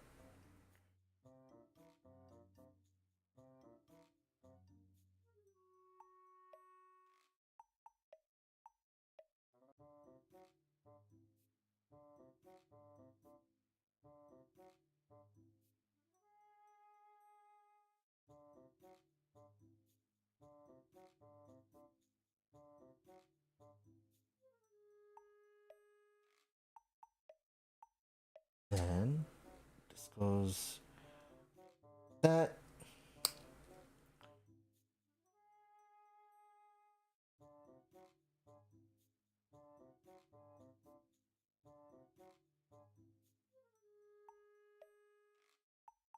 Goes over like this, I think. Actually, that's kind of cool already. Like, it just adds a little more to the shoulder, but like... Okay. I think I'm invested. I mean, I already pre-ordered all the kits, but I'm like... I'm seeing this and I'm like... Yep. Yeah. Even if it's just different armors, it's just... It's great. It's also weird though, because like the others that are releasing only had like 1 or 2 variances. Oh no, actually I was wrong. The fighter has a warrior and Viking, which is just like, you know, different. It's an axe, and then the other one's a javelin or halberd, which I think is it's actually pretty cool. But then you get like the ones after that, which I think is just like one at least.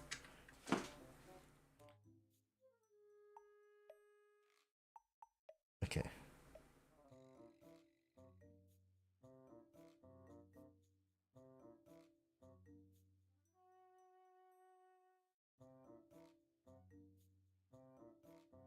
Yeah, I really like the shoulders, like how it's formed like this.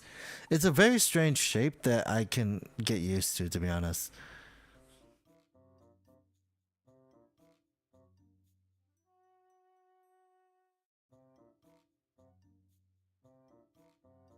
Nine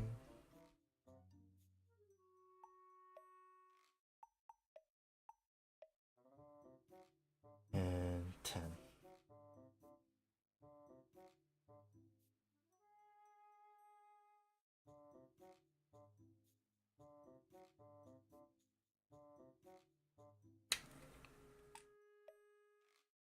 Then same here.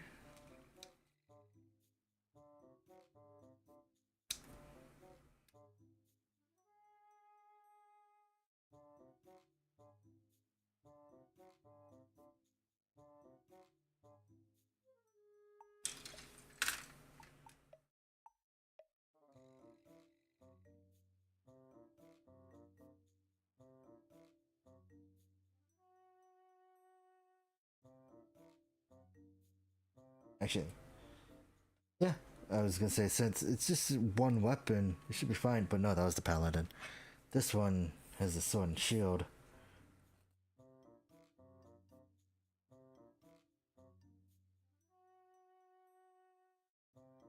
Oh, I think I went too hard on it.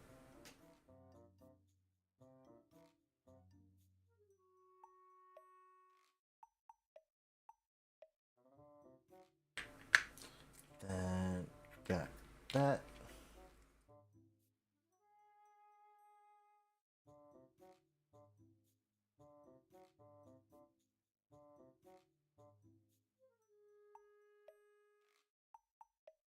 Be a little careful on this one.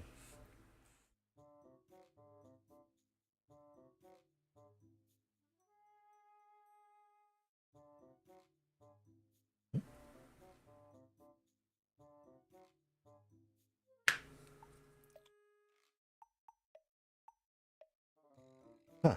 It looks like there's stuff you can put on top of it too.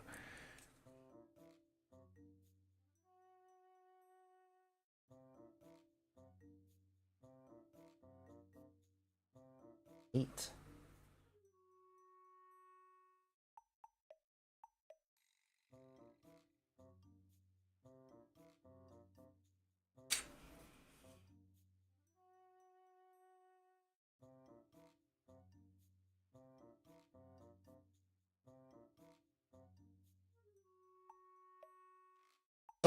Oh, there goes that.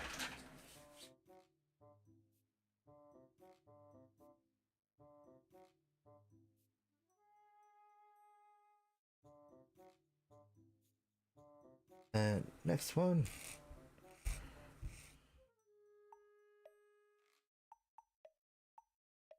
Now we gotta clean that part off too.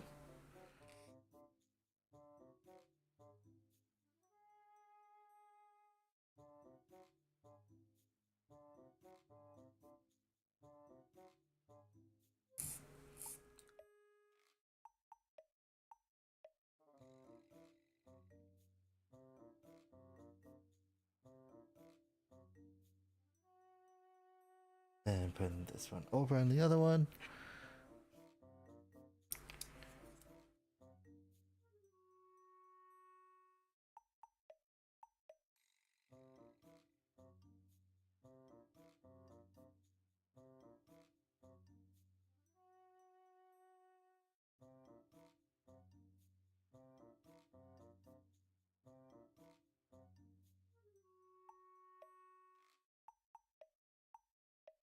To 15. Actually, yeah.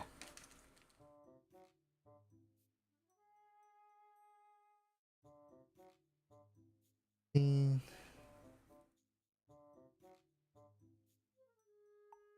14.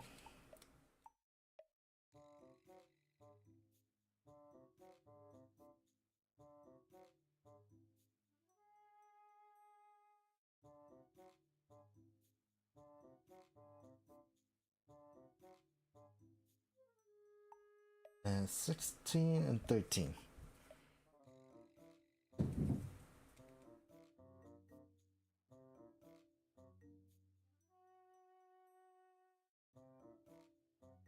Oh, well. That was a runner that just went rampant.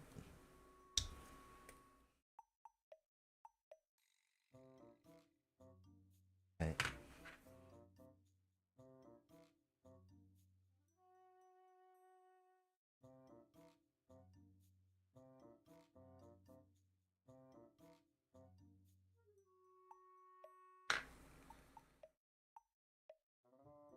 And put that here.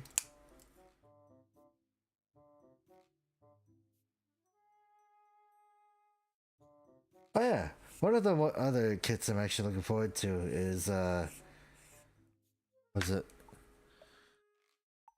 I was gonna call it the XMAC Full Armored. I forgot its name, but there's a full armored version. I'm like, okay, that's kind of cool. I don't know. I've recently learned that I really like robots that like actually have an armor, like more armor to them. Like think of like this, but like being covered in like 4 or 5 different layers of armor. Like giant chunky robots. I realized that like like I guess most is like Gustav Karl. I learned I really like. If only they didn't die so easily though. Next one, body.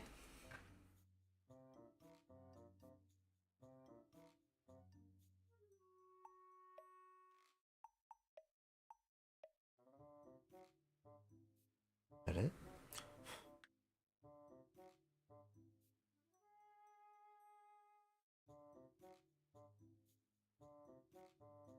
Very simple body armor. It's just a gold stripe. And the backpack is a literal gold. I would like to say it looks like a gold star in a way. But I don't know how to explain this. It looks like a face too. So then put that on. And it does extend the backpack a little bit though. Like widens it up a bit.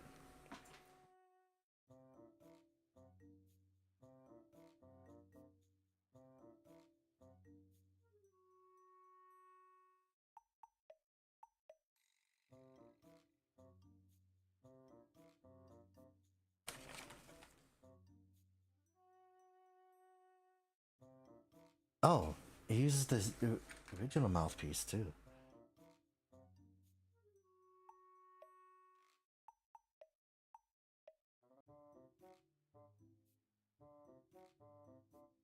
Huh, that's interesting though.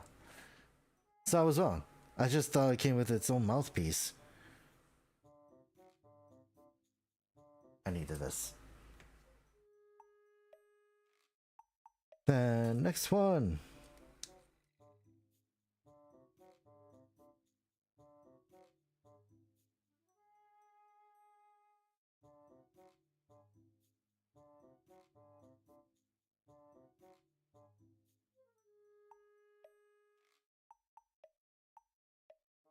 Then we can just put this on.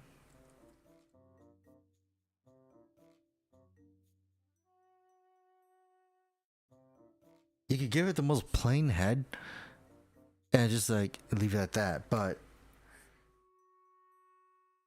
this boner's not done. I keep thinking it's done.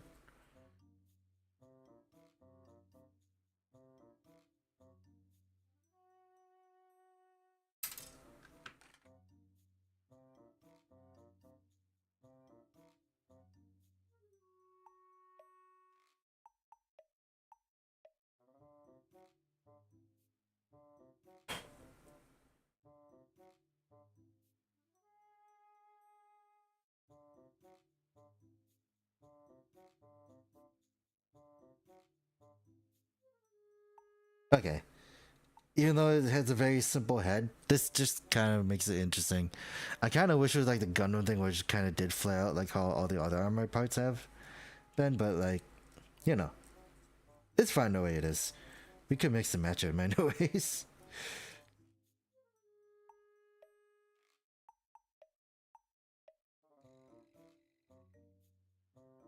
Alright, then give me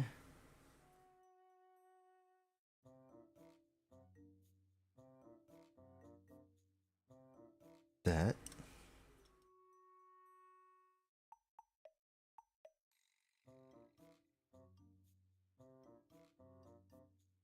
And now we have to work on the weapons and the shield.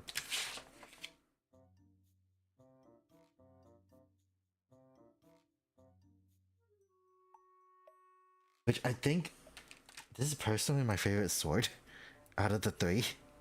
Because I like the basic one, but this one just has that really cool like design of just having that gem in the middle. And that's like an immediate win for me.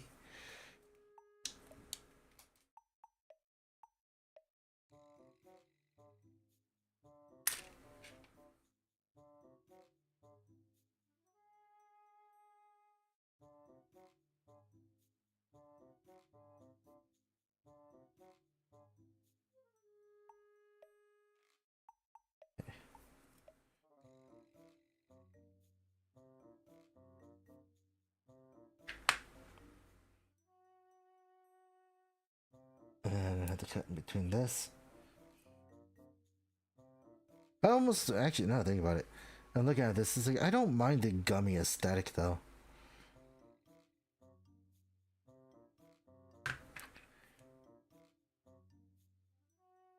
It does make for a very strange layover, I guess.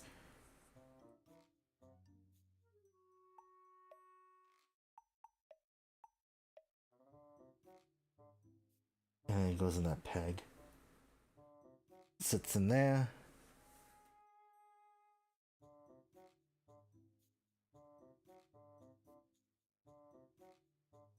Actually, can I just put it together and then sand it down? Yeah.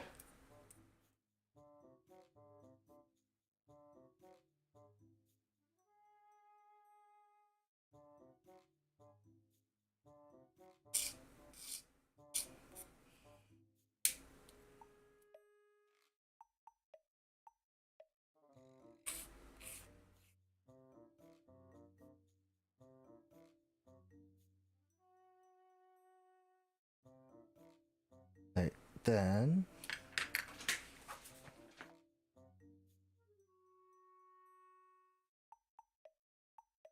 huh, the two different sizes. I didn't know that.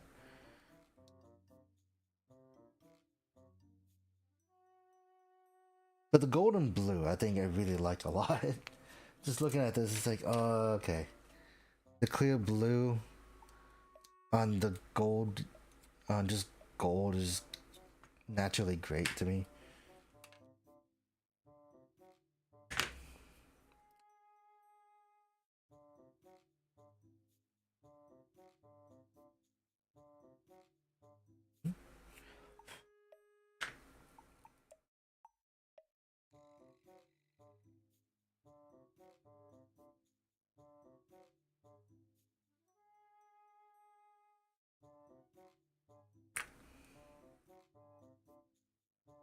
One.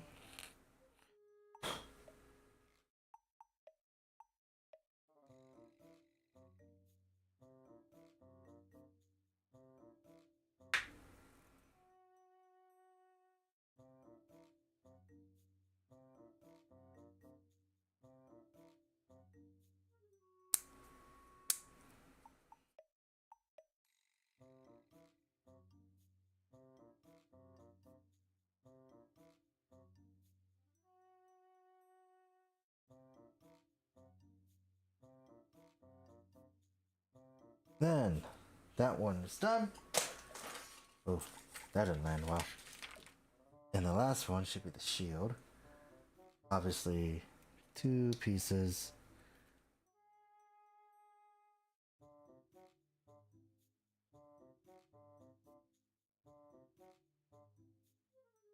And this one.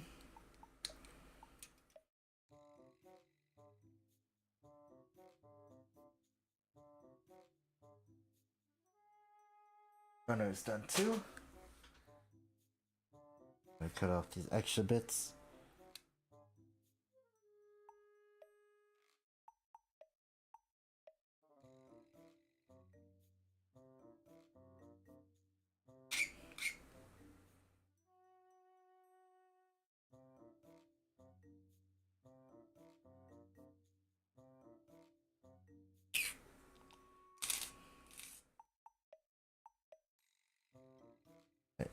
And I almost, well, I actually did drop it, but hold on.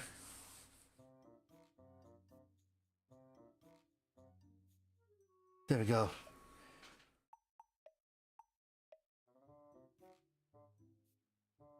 And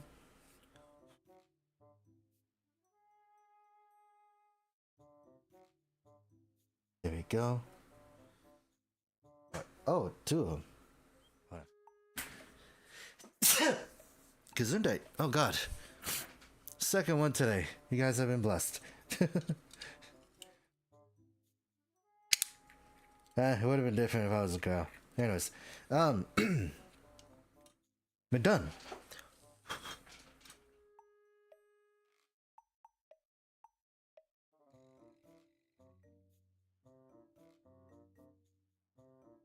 Yeah, it's done. Look at that.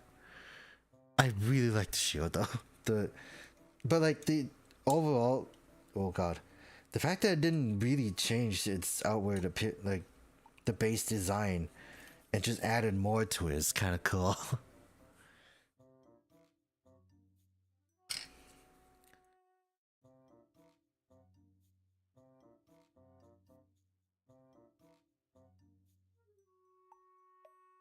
Yeah.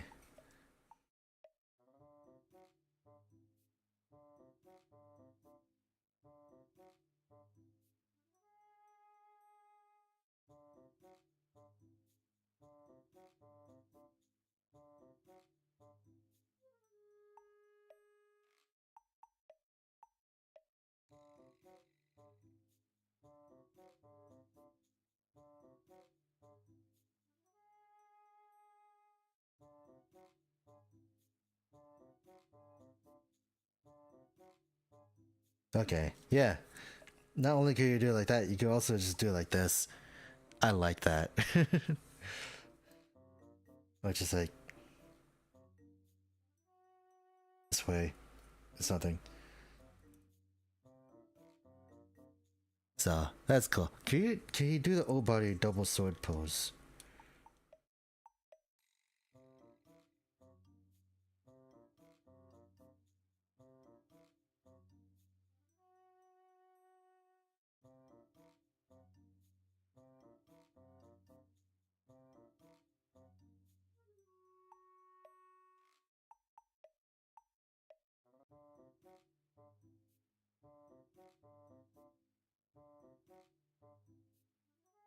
Kind of.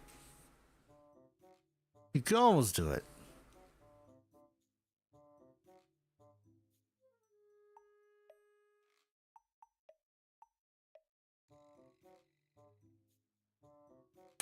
Oh.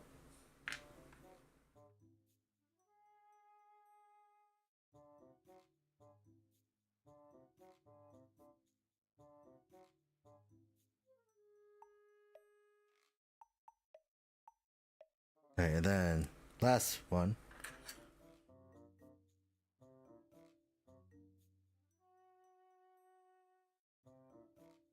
And then gonna this.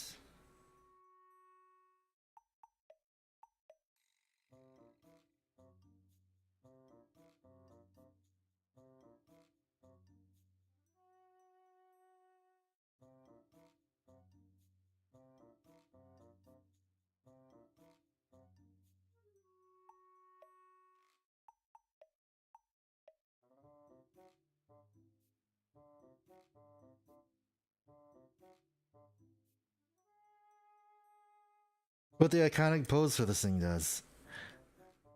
There we go. It's cool. I like it. Actually, I think I said it before, but I think this is my favorite armor set out of the rest. But yeah, the fun thing, it didn't lose any posability.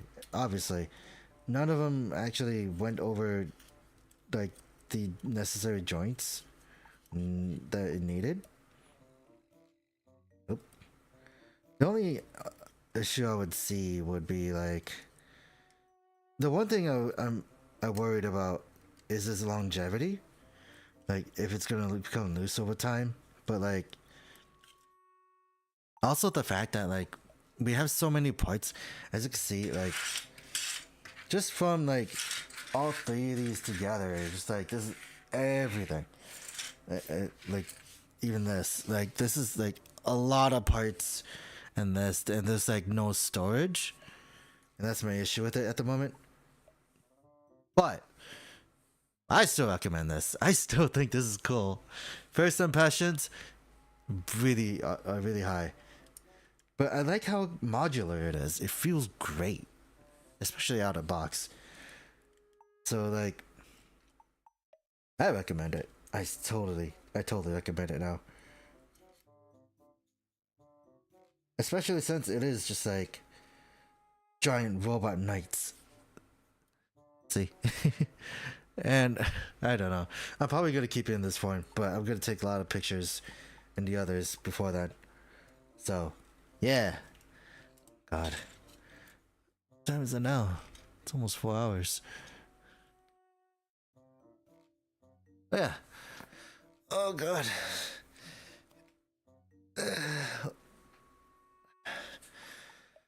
Oh, also, I got an Optimus Prime. I got another one. So you want to know how tall this guy is? He is like almost up to his shoulder. Really, he's tiny. So yeah, this one's also pretty good too. I like this figure. It feels nice. And this is from the Transformers 1 thing, which I'm happy that I haven't seen any spoilers of, if there are any. But yeah, other than that, this has been Zryken. Thank you for stopping by. Next weekend, I am gonna go back to opening cards because I have too many. I have too many that I need to go through. So, especially since those cards, I need a. Oh, he's not standing anymore. It's more like a catch up since I did get cards I needed for certain sets for Gotchard. So I'll get into more information about that next week. And I do plan on going back to Megaton Musashi, which might be next week as well. I don't remember anything of the story, but I'm glad it has recaps. So, yeah. Before I ramble on, this has been Zryken. Thank you for stopping by, and I will see you guys next weekend. I would definitely make it a thing for the 100 subscriber special if I ever do hit that. So, yeah. Other than that, yeah. I'll see you guys later. I don't want to keep you guys here. So, later.